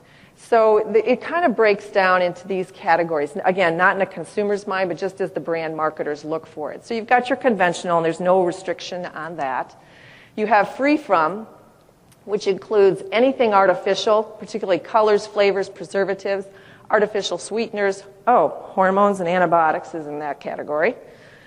You have your clean, which is, it includes all the free from, but plus some additional chemical sounding type ingredients.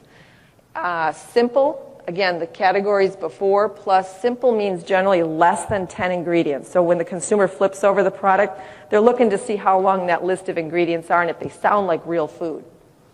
And then the last one is sustainable. And that's where you'll see the humanely treated type things coming in there. And this has been the growth over the past year here, just in terms of what's selling. And as a brand manager, you're looking at those things. And so if you're not seeing a lot of labeling and things right now yet on sustainable or humane, I think we're going to see more of that as long as that looks like it continues to sell. So the free from, just to walk through each of these just real quickly here, you've seen or heard all kinds of things. And of course, dairy-free's on there, egg-free, sugar-free, GMO-free. And you might think that, well, it's only certain small segment of people that are buying it. And that's not the case. It is really across the board. Tends to skew a little younger, but it isn't like it's on the coast. It's in the Midwest. It's a very common thing to see on all the packaging, and that's something that consumers want. Less is more in their mind. Functional claims. I think we're going to see continued growth on this. You see on the Silk Milk, and you probably can't read it, but it says heart-healthy protein. And Erin was talking about protein, and this protein right now is a very hot item. People know it generally as good. They know that it helps with workout recovery. They know it helps build muscle. They just have a very positive perception. So you're going to see brands putting protein and talking about the functional health benefit of having protein. I love the blueberry one because, I don't know if you knew, but blueberries slow down vision loss. They break down belly fat. They preserve bone health. They relieve constipation. They improve your memory. They reduce risks of heart attack. They induce cancer cell death. They lower blood sugar, and they prevent urinary tract infections. Want some? Right? This is how we're going to start selling. This is how you're going to start seeing more of the marketers go into that. And at this point, the FDA allows this kind of marketing, if you will. I don't know if that'll change in the future, but I'd sure want to see the science behind every one of those. And I really appreciated the comment from the previous presenter as well about we need to document and have the evidence, and we need to encourage people to think critically of how to sort through the information. And there's all kinds of books and celebrities talking about functional claims too as related to health. So people are driven by health, and they're going to love as this direction here keeps going. Of course, there's the plant-based alternatives. And you'll see, when you think of their packaging, and then think of the traditional what's in the dairy case from our side. We have 1%, 2% whole milk, right? But look at the colors. Look at where, all the, we're talking about, lots of different claims and things on here. And so I think, we can get more aggressive in terms of our packaging and messaging. And then, of course, you've heard of the Impossible Burger, which is the plant-based burger, which I believe is coming out it's been out in restaurants, and I think they're going to be introducing into grocery stores soon. And how many of you have seen this one? Perfect Day. It's not out yet. Hands up. Who's seen it? Okay.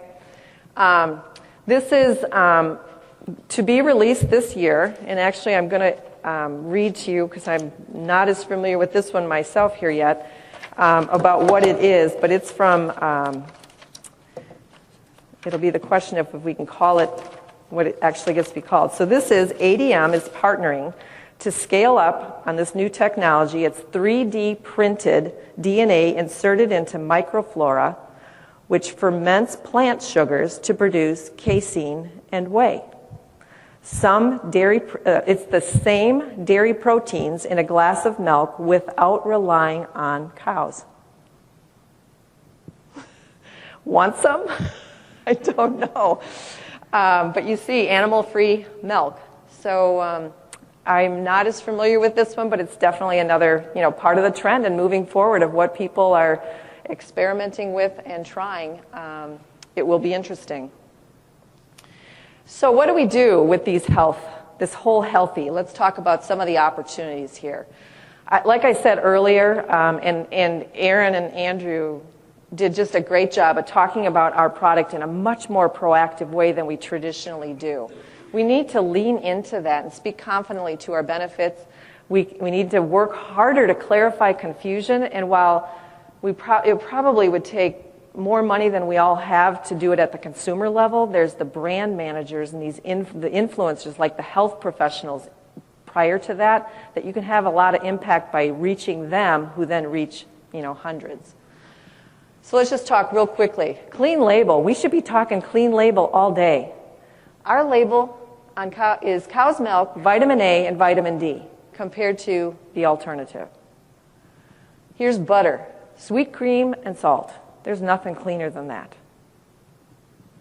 We should be talking nutrients. Erin, again, covered this. Some of the best proteins, most absorbable calcium is in milk. We need to be more aggressive. And I love this comparison. Again, helps that consumer sort through things. We need to speak in their language. If they're high on protein right now, let's go with that. We've got lots of great protein. Put it in their language. And here's where, I always think of, we can let the brand managers tell our story, and they're going to. They've got to sell a product, and that's helpful for us. But those of us in the industry that milk the cows or advise the farmers to milk the cows, this is our brand. This is our brand called Milk. And we should own, and we should be able to talk like the brand manager for milk. Meaning, whatever is, what you do is you listen to what the marketplace wants, and then you look at your assets that you have and you talk about it in that way.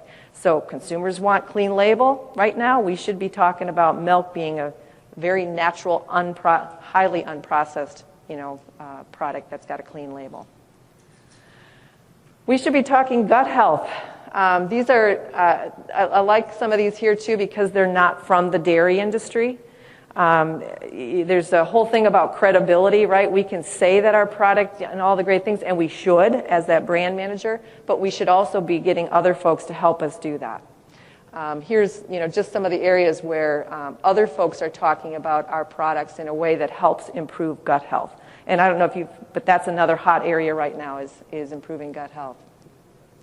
And I'd be remiss in this whole category of healthy if we didn't kind of talk about some of the new things. And this should be encouraging, I think, too. We're learning to work with to either understand what's in it with A2. And I'm from a Guernsey farm originally. And how many are familiar with A2? I guess I should. Okay, I figured. I don't know where that's going in this country. I understand there's 9,000. It's going to be in 9,000 stores, or is in 9,000 stores as of now. And I think you're going to continue to see that growth. I love the naturally easy to digest. Doesn't say easier, okay, so that's good.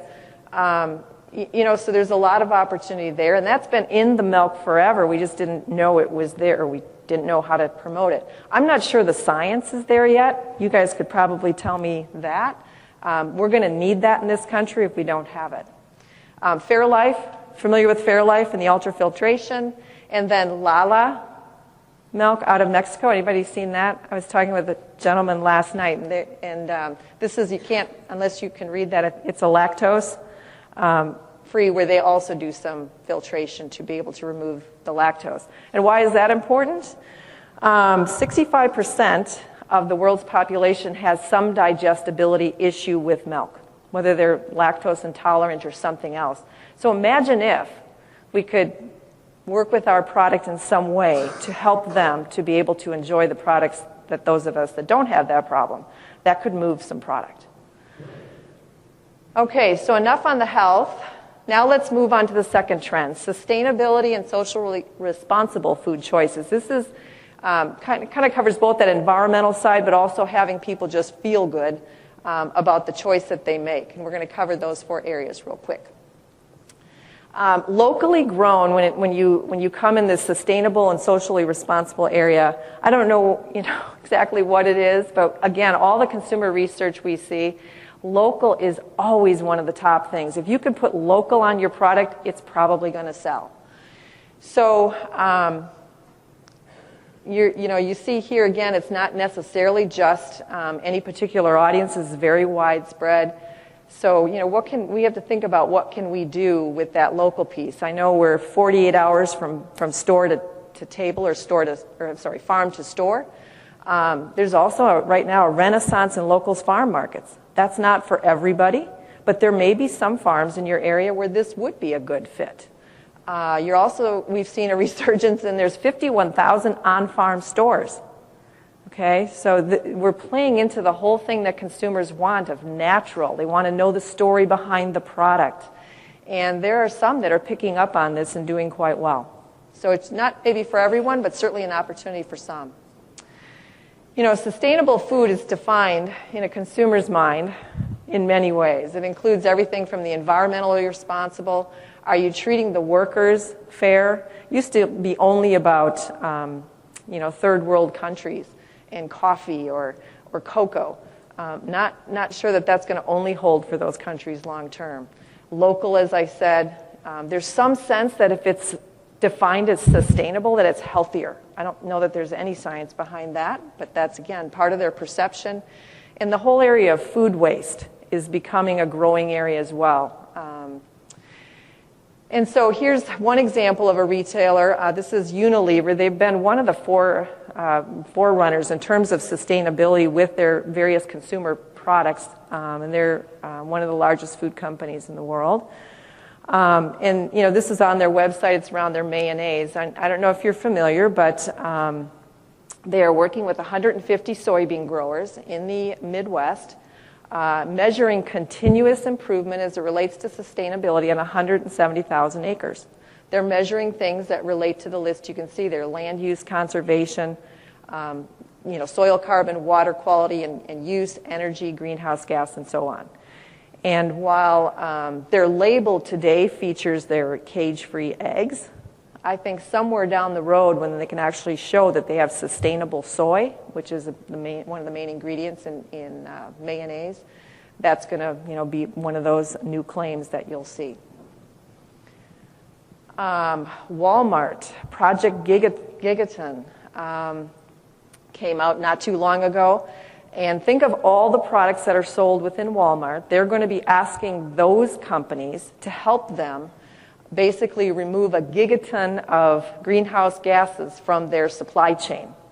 And you can see agriculture is a specific category. So stay tuned. There will be more on that, I'm guessing, coming in the future. Another example is the Sustainable Food Policy Alliance. Just another example of companies working together to try to figure out how to advance sustainability, food safety, nutrition as a collective group. And there's probably others in the room who could speak more to this than myself, but just use it as an example here to show you the brands kind of moving in these directions in a serious way.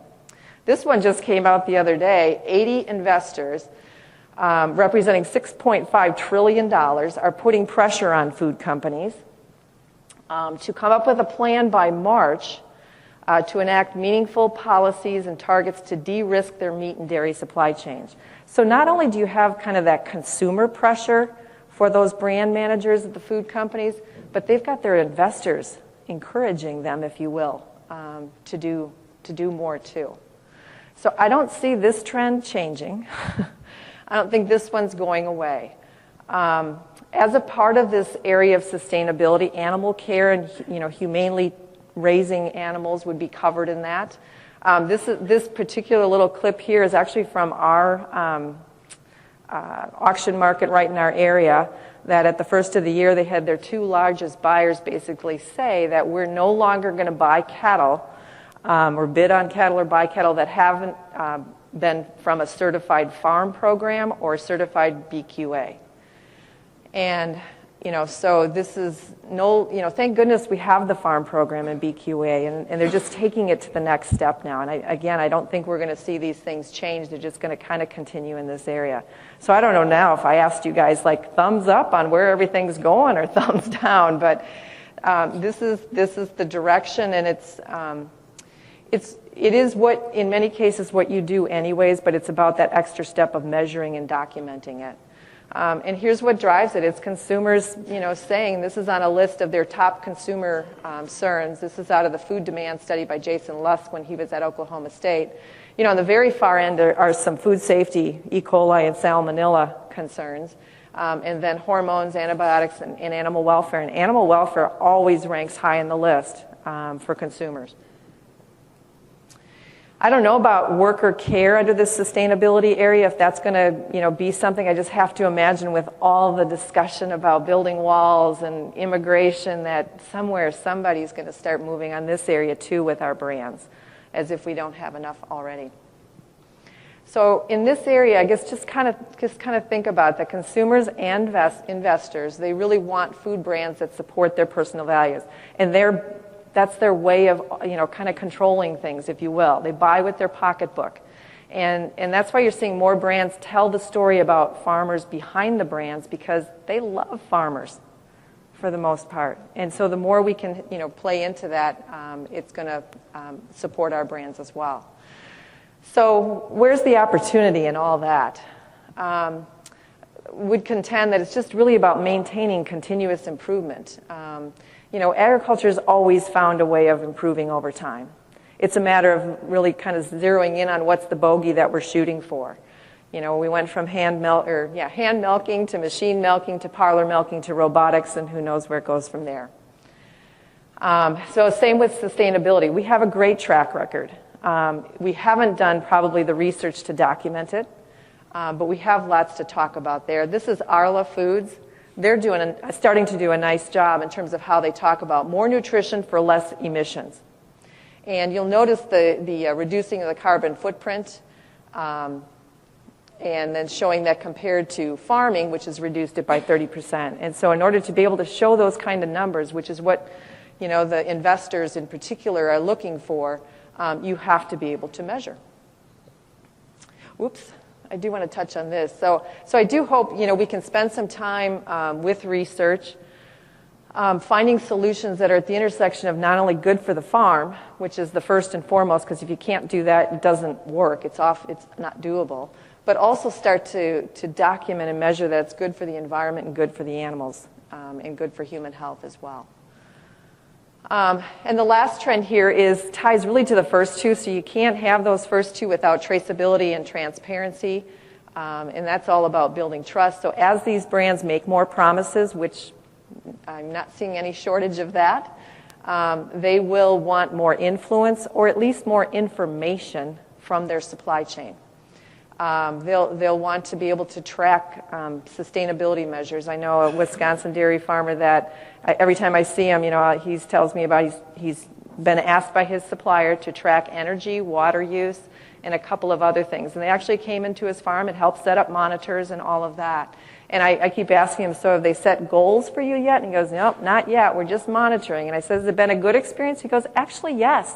He says, because I didn't, it's kind of the old saying of you can't manage what you can't measure. And he says, as I've been watching our energy use, I've been finding ways to use less of it here and, be more cognizant of it. So he said, it's actually for us, business-wise, it's been a good thing. And you're seeing companies come into play that are going to help with some of that measurement. And all of this certainly puts a little pressure on our infrastructure because we've traditionally been more of a commodity-based industry, and that's what you're feeling are some of the pains of shifting a little bit from only being commodity to also offering some of those niche type products as well.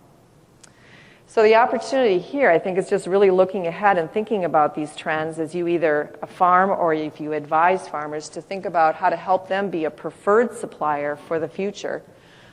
Consider the various market choices. Ran into a farmer from New York not too long ago, and he shared his story with me, where he basically said, you know, he was a dairy farmer, and he had 1,500 acres of corn and soybeans. And he said Wegmans, which is a retailer out east, had asked him if he would consider growing some organic for some poultry operations for Wegmans. You know, and at the time he was like, oh, geez, you know, that's never thought about that. And then they kind of showed the contract and what that would be, and he's like, okay, I think I can maybe make this work. And he said, when I was talking to him, he was on his way to the Cayman Islands for a week with his family. He says, I couldn't have done this without that. It was the best decision I ever made. But he said, I'll tell you now, the premiums come down. Now I'm thinking of going back to conventional. So his advice, you know, was that there are choices and there's opportunity, and you need to be open to those and see what's right for your farm. Be in the game, if you will. But with that, be flexible. It's not maybe like forever. You know, that you need to kind of ebb with the trends and the times. And through all of that, if you're managing it with measurement, you can kind of see, you know, when it's going to work for your operation and not. So just a couple in conclusion here is those are the three trends with a couple of opportunities under each one. I really do think that I know there's a lot of change, but there is a world of options for those who want and who are open to the opportunity. And I think the other way you could say it is there's a world of opportunity to those who are open to change. And it just means doing things a little differently than maybe you had in the past. So I hope you feel a little more at least aware of what the future is and where things are kind of heading. Now, how many of you feel like thumbs up in terms of the future and what is possible? And how do you feel more like this? Okay. Oh, 2 thumbs up in the back. Thank you. All right. So I don't know. We're about at our time, I think. Couple questions? Okay.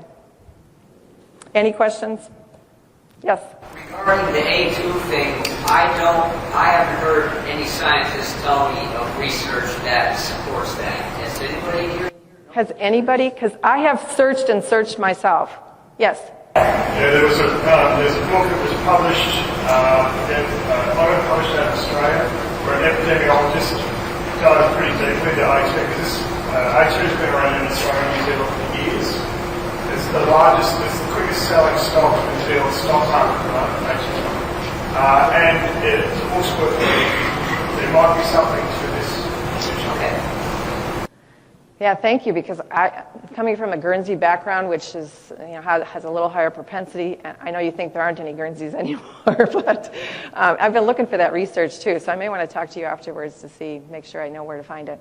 Yes? Thank you. This is always fascinating to me. I really appreciate the presentation. Question about 2 recent trends and more about your opinion on how they may influence. One is kind of the rise of these meal kit companies. I'm sorry to use the word, but do you think that's a sustainable trend? And also Amazon's purchase of Cullor foods and how that might affect moving forward. Okay, so the first one was on meal kits. So like Blue Apron is one of these. I just read the other day that they are moving, that they lost less money in the last year than they lost the year before. So they're making some headway, but they're still losing millions, like 20 or 30 million. And they're moving a little bit more to put these kits now in a store. And part of me was like, I don't understand that, because the whole idea was getting it delivered to the home so you don't have to. So I'm not sure. I do see them struggling. So I'm not sure about that. And Amazon, oh my gosh, you know, they're resourced, you know, that I think if anybody can do it, they're going to find a way. They're finding with consumers, like buying fresh, people are not willing to, they would like to go look at the tomato. They like to look at the meat. Not sure they want to just order it and then end up with what they get. You know, but for the center of the store type products, like the canned goods and those kind of things, people are doing that. So, I think you'll see that continue. Yeah. One of the British supermarket chains, I think it was Tesco's, they were producing milk that had on the label the carbon footprint of the milk. Oh, yeah. The trend is going to end up in the United States. think you're seeing the starts of it now. It will, yes, I guess when, with clients and things on the food end of the chain, they kind of, the biggest part of a food company's footprint is their supply chain. And so first thing you do is you take all your plants, right? And you try to get the carbon footprint and the water use and the energy use down. And they've been working on that for a couple of decades. So now it's like, okay, now, they want to show investors they're doing more. So now you have to start looking at the supply chain. And then they all kind of go, oh my gosh, how are we going to do that? Because they're just not, they're not familiar with how things grow and what it all takes. So I just think there's a need for a lot of good research that I'll call as interdisciplinarian. So I'll even take somatic cell count maybe. If we're doing so good at getting that down, and every time a cow stays healthier longer, it's good for the environment, right? Because there's less milk wasted and the cow is producing with the energy that they're taking in. Otherwise, they're taking in energy and it's, being wasted. So the more we can keep a cow healthy should make us more sustainable. So there's like herd health things that make you more sustainable. Then there's the way the crops are grown. And then there's the air emissions as well. So I do think that what's happening over there will happen here. It's probably a bit in a long time in coming yet. But, and is anyone here from Land O'Lakes? Because they have the SUSTAIN program, as I quickly just flashed up there. They are helping in this, they're helping farms already start to measure. And it's really about, that measurement. And then once we, like I said with this one farmer, once he knew the energy commitments he was making, then the first thing you want to do is like, wow, how could I lower that? And, amazingly, we're so good. This is what agriculture does. Once we figure out what we want to change, we can figure that out.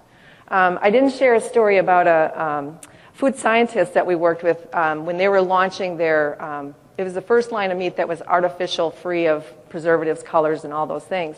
And she said, I spent the first 20 years of my career putting things into food. So it would be safer, more shelf-stable, and more convenient. And she said, now I'm going to spend the last 20 years of my career taking everything out. But it still has to be shelf-stable and safer and convenient. I said, well, how are you going to do that? I said, that sounds like an impossible job. Maybe you want to come over here and help us communicate. She said, no. It's whatever the bogey is. We can do it. We'll figure it out. We always have. It's just the bogey used to be about those things. Now it's about those things. You remember the slide I had? It's like taste, price, convenience, plus those other things. Now we're going to have to shoot for all of those to be in that product. And I've never seen research. Eventually we figure it out. That's our country. That's what we do. So, other questions or any other comments? I think it was back on around slide 32, you had like a milk label, I'll call it like the FDA label, or a product with like the FDA label. And then you had more the marketing label, which was, no added sugar, all that sort of stuff. Our companies have the latitude. You see companies moving in that other label or additional label? I don't remember exactly which one it was. 32? Ooh, it'll take quite a while. I don't remember exactly which one it was. So are you talking about, so I guess in terms of the functional claims, so like if you're going to say protein, or you remember the blueberries, and saying all the things, those are fine right now. I'm not saying that FDA is not going to wake up at some point here and saying, whoa, we can't make those claims unless they're all substantiated. But in terms of, I think being able to be more aggressive with the way, I think there is some latitude. And, you have websites, you have packaging, you have lots of different venues. So if you're not able to do it, but there's, our competitors are doing it and they're using the word milk, So there's opportunity to lean more into that, to be a little bit more aggressive than we have.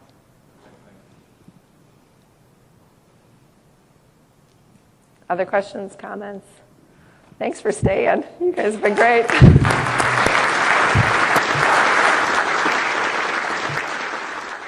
Thank you, Linda, for another very informative talk this afternoon. So we'll move on to our last presentation, and that is going to be delivered by Dr. Jim Cullor, who's Professor Emeritus at the University of California, Davis. He's no stranger to NMC. He was a NMC board member for a number of years. He really focuses, his research focus has been on immunity and vaccines, but it's even broader than that. And he's done a lot of outreach in other countries, in India and China. And so without further ado, we'll go ahead and introduce Dr. Cullor. Thanks, everybody, for sticking around and listening to everybody. I'll just hold this, I guess. All right, so how many here have a bucket list? Couple? All right. Well, I recently learned something not to put on your bucket list.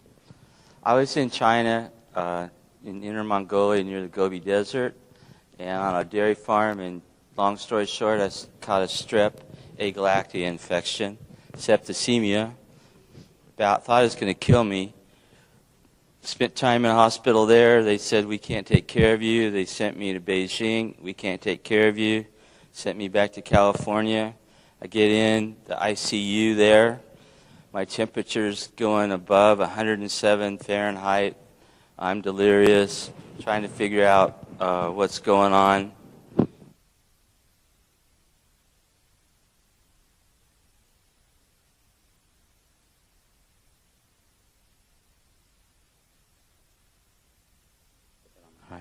So I'm in the ICU, and they don't know what's wrong with me, and I have IVs everywhere, and I'm packed in ice, and evidently my wife told me I started singing some ditties that I learned in the Navy during the Vietnam War, and it had something to do with freckles and butts and how pretty they were and all this stuff. And I was apparently in rare form, and during my performance, the nurses decided I needed an ice water enema to bring my temperature down.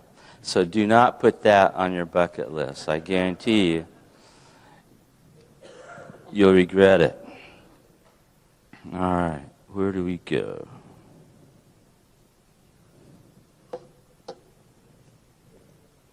Is this the thing? Switch. So that's forward, and that's the pointer. This is the pointer. All right.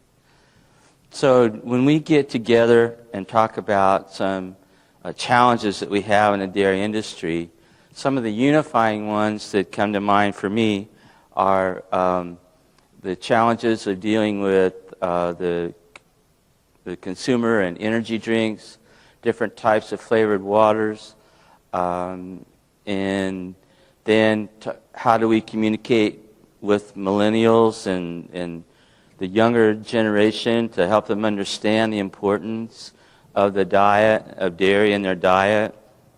We've already had some great speakers this afternoon to talk about that.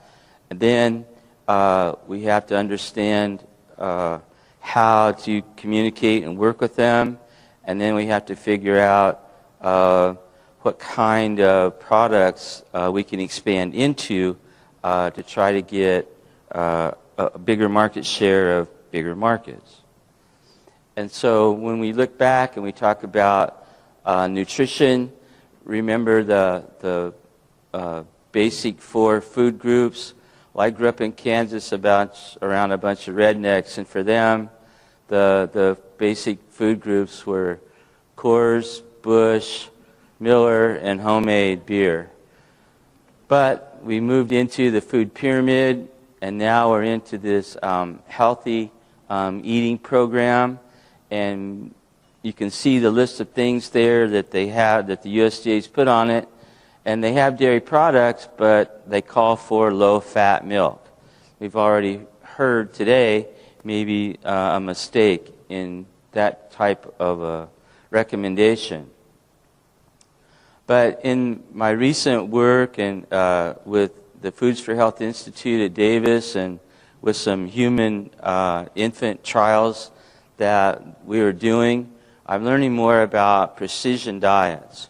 And I'm coming to believe that precision diets are going to be very important in reaching out to the millennials and younger generations and the consumers that are going to be so much in tune with these types of things, at least in their own mind. The NIH worked and created this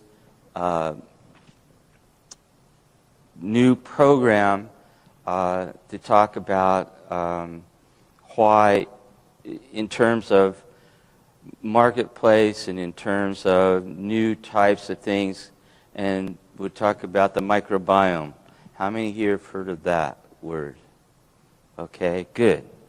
So the microbiome then is talked about, and it's made up of bacteria, viruses, helminths, yeast, various kinds of organisms that live in our body. And the NIH put together the Human Microbiome Program, which is very much like the Human Genome Program. And I wanted to understand the interaction between the microbes on our body and their relation to health. And so it started in 2007. The first few years, they were getting organized, trying to get things set up, databases, and so on and so forth. And then later on, the next generation of things, they came together and really learned about some good milestones. They started putting together great databases of information. They came up with some clinical applications of microbiome research, and then they're talking about pharmaceutical applications. But again, the one that we work in is the pregnancy and preterm birth of infants. Through this research, they found out that there's more than 1 trillion organisms in and on our bodies that we have to deal with. So I don't know what we're going to do when we go to Mars, how we're going to keep that sterile. But when we look at this and started reading about it, I found out more, and so I hear that the psychiatrists were talking about the microbiome and its influence on the brain. So I get a couple of journals of psychiatry, I take it home, I'm sitting at the desk starting to read it. My wife comes by and goes, she says, "What are you doing?" I said, "I'm reading the journal of psychiatry." She slapped me on the head and said, "Don't skip any pages." I said, "I'm just trying to figure you out," and then that made things worse. But what they talk about is that the microbiome in the gut has a bidirectional communication with the brain. So I sat back and tried to ponder that a little bit, and I go, what do they mean by that? And then I go, oh yeah, you know, I get it. Whenever I have diarrhea, it doesn't take long for my brain to say, Cullor, get up and get going. So there's a very rapid communication, apparently. So I'm thinking, these psychiatrists, they're onto something. And it comes to turn out that in a lot of research they do, they talk about the pro-inflammatory events that take place in the gut, and then cytokines get released, go through the leaky barriers, and then go to the brain and accumulate. And then they're associated with things like depression, Alzheimer's, Parkinson's, and autism. And I go, well, yeah, after a few days of diarrhea, I am pretty depressed. So there again, those guys are pretty good. So I got interested in this program about learning about the microbiome in pre-birth infants. Come to find out that human infants in the womb, their gut is sterile. But as they come through the birth canal, they acquire a microbiome, a group of bacteria that rapidly colonize their gut within just a couple of hours. And then that starts to set up a long-term activity in terms of health and well-being. And so in this NIH overall program about pre-birthing activities, they found out that coming through the birth canal is a major event, and that's where a lot of children pick up all kinds of bacteria and can be diseases. So that's why in a hospital now in the U.S., when a lady goes in to have her baby, they do a quick screening test for strep. And if that test is positive, then they put her on antibiotics while she's in labor. And I'm going, well, okay. Then if you read further in the literature, the good bacteria, the good microbiome that has the most benefit for the infants is absent in the United States. Can't find it in anywhere, in any hospital, rural or municipal. And it's because that microbiome that we'll talk about is extremely sensitive to antibiotics. And so what they're doing by putting, and rightfully so, because strep is lethal to infants, a high mortality rate, so you've got to protect them in some way. But what happens is then the strep gets in the bloodstream, gets in the breast milk, they breastfeed the baby, and that wipes out the microbiome that we want. So a lot of studies now about how the how a microbiome is born. To make a long story short, there are 3 strains of bifidobacteria that in human breast milk, there are 3 specific oligosaccharides that they consume that other bacteria pretty much leave alone.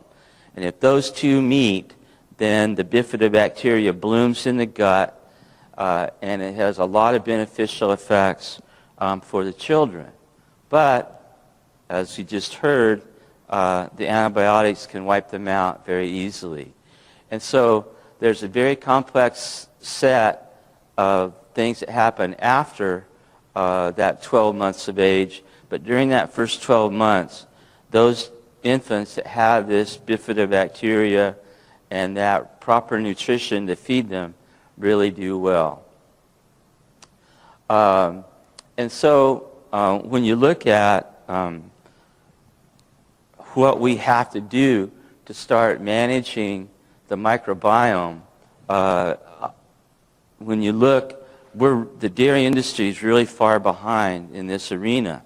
The swine industry is a decade ahead of us. They talk about modulating the microbiome in their swine units for health and well-being and growth because it's very well documented now that happens. So the dairy industry is going to have to network these skill sets to get to work to try to figure out how they can keep up with this, and they'll be branding the microbiome. We'll talk about that in a little bit. And so these are the types of groups that you'll have to get after in order to grow and start trying to expand into some new markets and talk about your product and your animals that you work with. The human infants that get the proper microbiome and the proper nutrition are at the top of the growth charts. They're at the top of the cognitive learning charts. Their immune function is optimal, and they respond better to vaccines, and they have fewer allergies.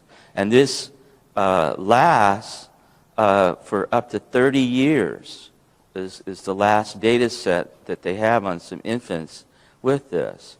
So this is a long-term beneficial effect taken by that trip through the birth canal and then some of those first feedings in that first 12 months of life.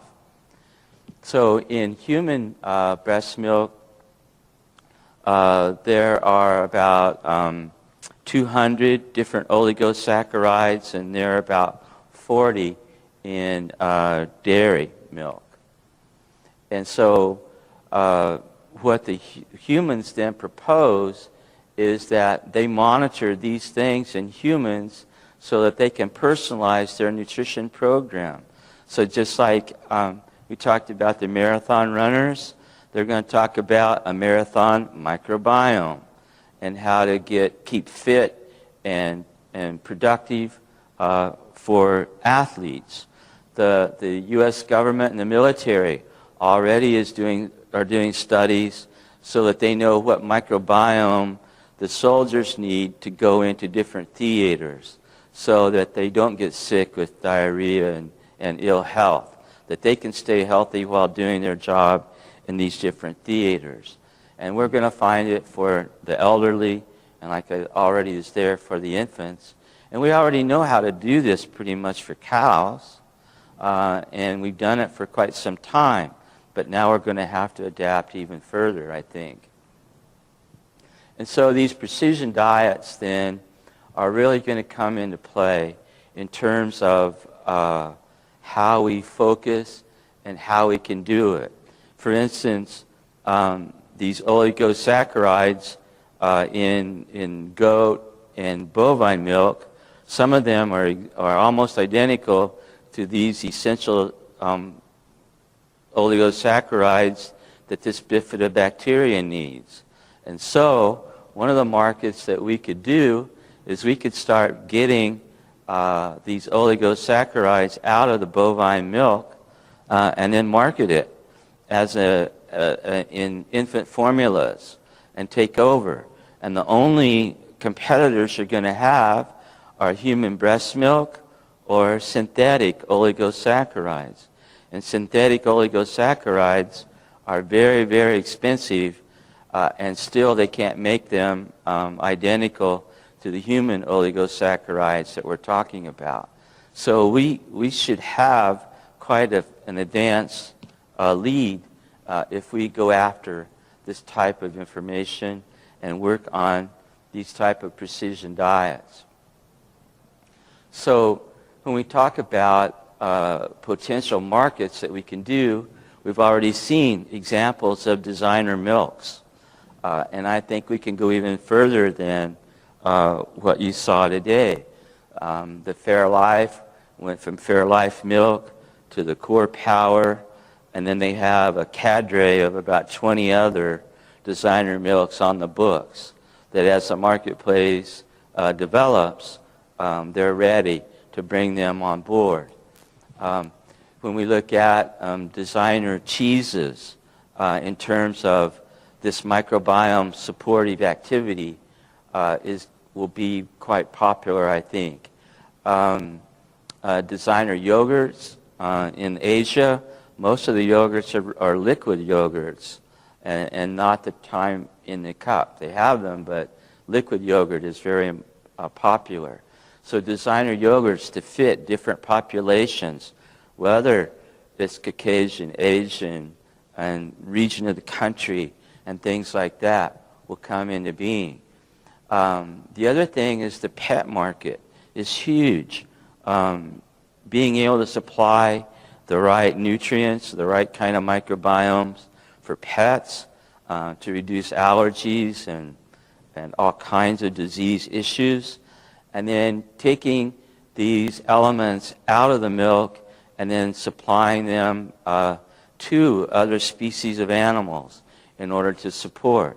For instance, in the humans, since the bifidobacteria is absent in the United States, there's a company that's already in third phase trials in human infants to supply the bifidobacteria at birth in the hospital, and they're going to market it that way. And then you've got to get antibiotic residue-free breast milk to the child to get them off to a good start. And so we can help supply some of those non-human breast milk and create our own designer human-oriented breast milk for children. And then pharmaceuticals. A lot of these nutrients and things that we have in bovine milk some of these elements can be taken out and help create new types of pharmaceuticals for humans. Already on the market, there are creams to support the human skin microbiome. You can buy them today in the store, and to support health and well-being, and that's how they're being marketed, but supporting the microbiome on the skin. Being able to look at and study the microbiome both in humans and animals, we should be able to take milk and take elements out of the milk and support different types of microbiomes, designer microbiomes for infants, for older people, for immune dysfunction, and for things like helping treat Alzheimer's and other brain diseases that start at this level in the gut.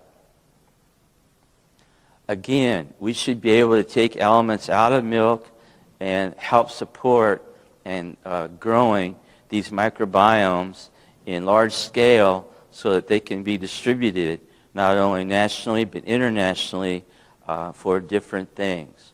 And growth, we already know that milk's a good growth medium. Bacteria and other things can grow in it. We can take specific elements out, take them in there, and then help grow designer microbiomes. We've got to communicate better with our customers. And I'm not anywhere close to a millennial. I'm not anywhere close to what my grandkids can do with my smartphone when they get it.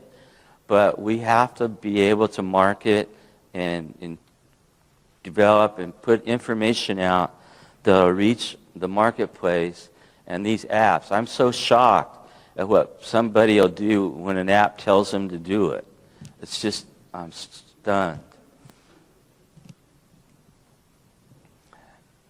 And so, you know, the role of the microbiome then is a protective barrier function. It helps with immunity, and it helps with storage of different elements and good health and well-being. So this is a complete area that we need to go into. We need to learn how to grow these microbiomes. We need to build our network. You know, the old adage is that there's a lot of good ideas in the world, but then it takes commitment to that idea to try to get it in play. But the real innovation is the network that you build to bring that idea to fruition. And as a dairy industry, we have some networks between private industry and universities and different countries, but we're going to have to really up our game in building our networks now to look at this microbiome world and how we can get a role in it and how we can play in this marketplace to produce these designer products that are going to be important to our new generations. I think it's very clear that the dairy industry needs to market itself as a part of a One Health community network where we talk about animal health, human health, ecosystem health, just like we just heard from our last speaker, that we're going to be sustainable stewards and thought of as that. And where those three things, animal health, ecosystem, and human health meet, that's where we have to work every day now. Every day. And build our networks because those are our customers. The children of the world and of our country are our customers. And we have to go after and be a part of that growth and development because we have to have stronger, brighter, better communities so that we can face the challenges that we have before us. And the dairy industry is poised to play a major role in that. If we'll build our networks, if we'll get after this, maybe the NMC can have the research committee look at this a little more and make some recommendations.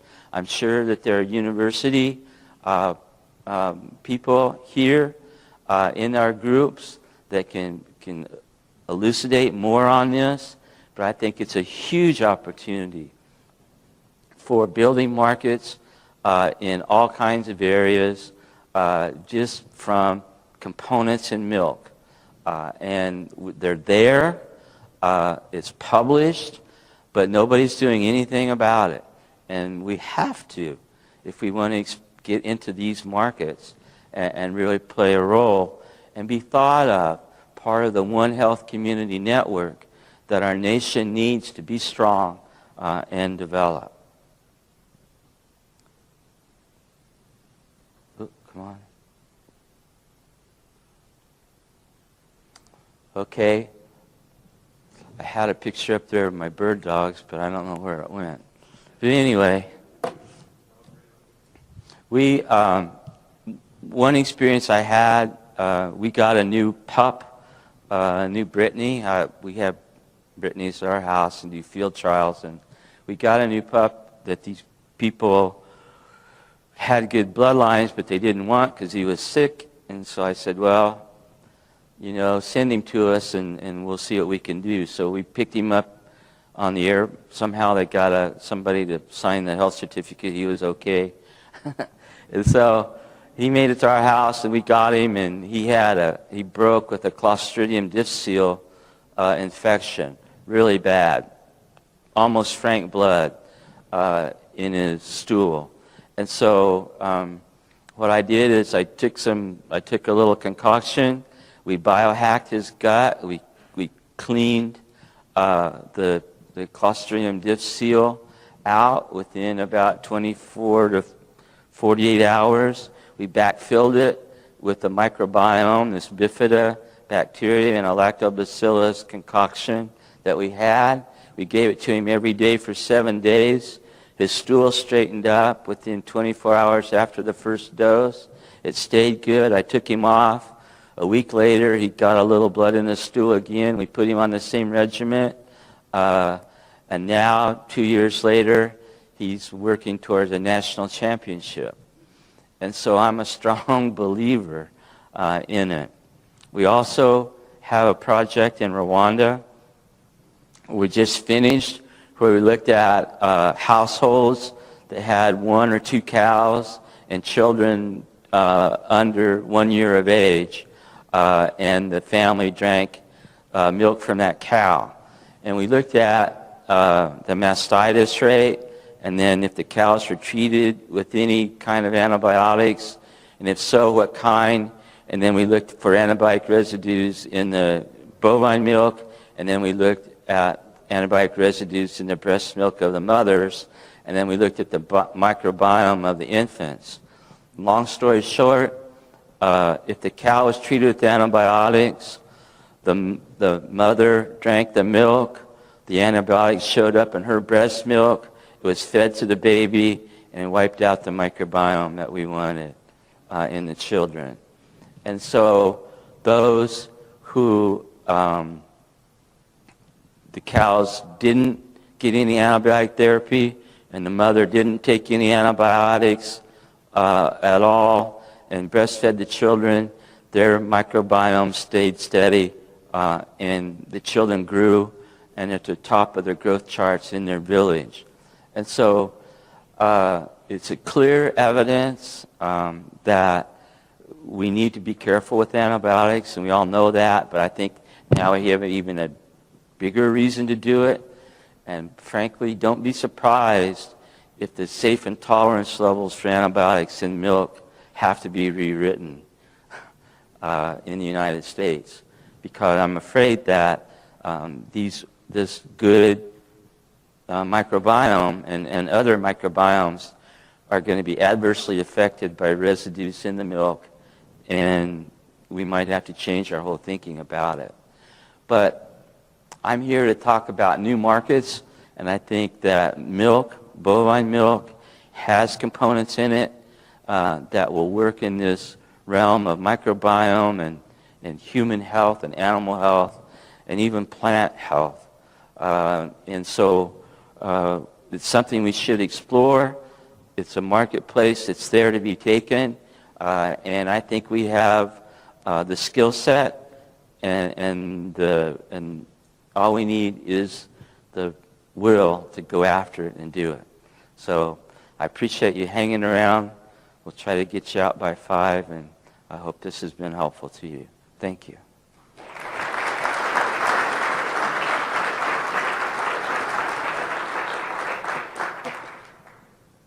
Any questions?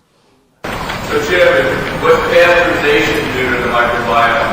So I assume you're talking for pasteurization? What? I'm sorry. Oh, pasteurization. Pasteurization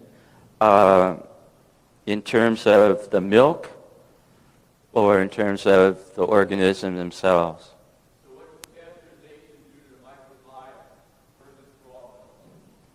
Okay. Well, as far as we can tell, in the human infants, nothing. There's no adverse effect of the pasteurized milk being fed to infants. That's another study that we're doing, but so far we don't see any adverse effect. Just out of curiosity, in the Rwanda study, did you assay the concentration of the trace antibiotics in the milk that was fed to the mother, and then do you have any idea of the parts per billion of the active ingredient and the fine? How much did it take to screw up the microbiome for the kids? Without giving away too much, I can say it's less than 5 parts per billion. Thank you.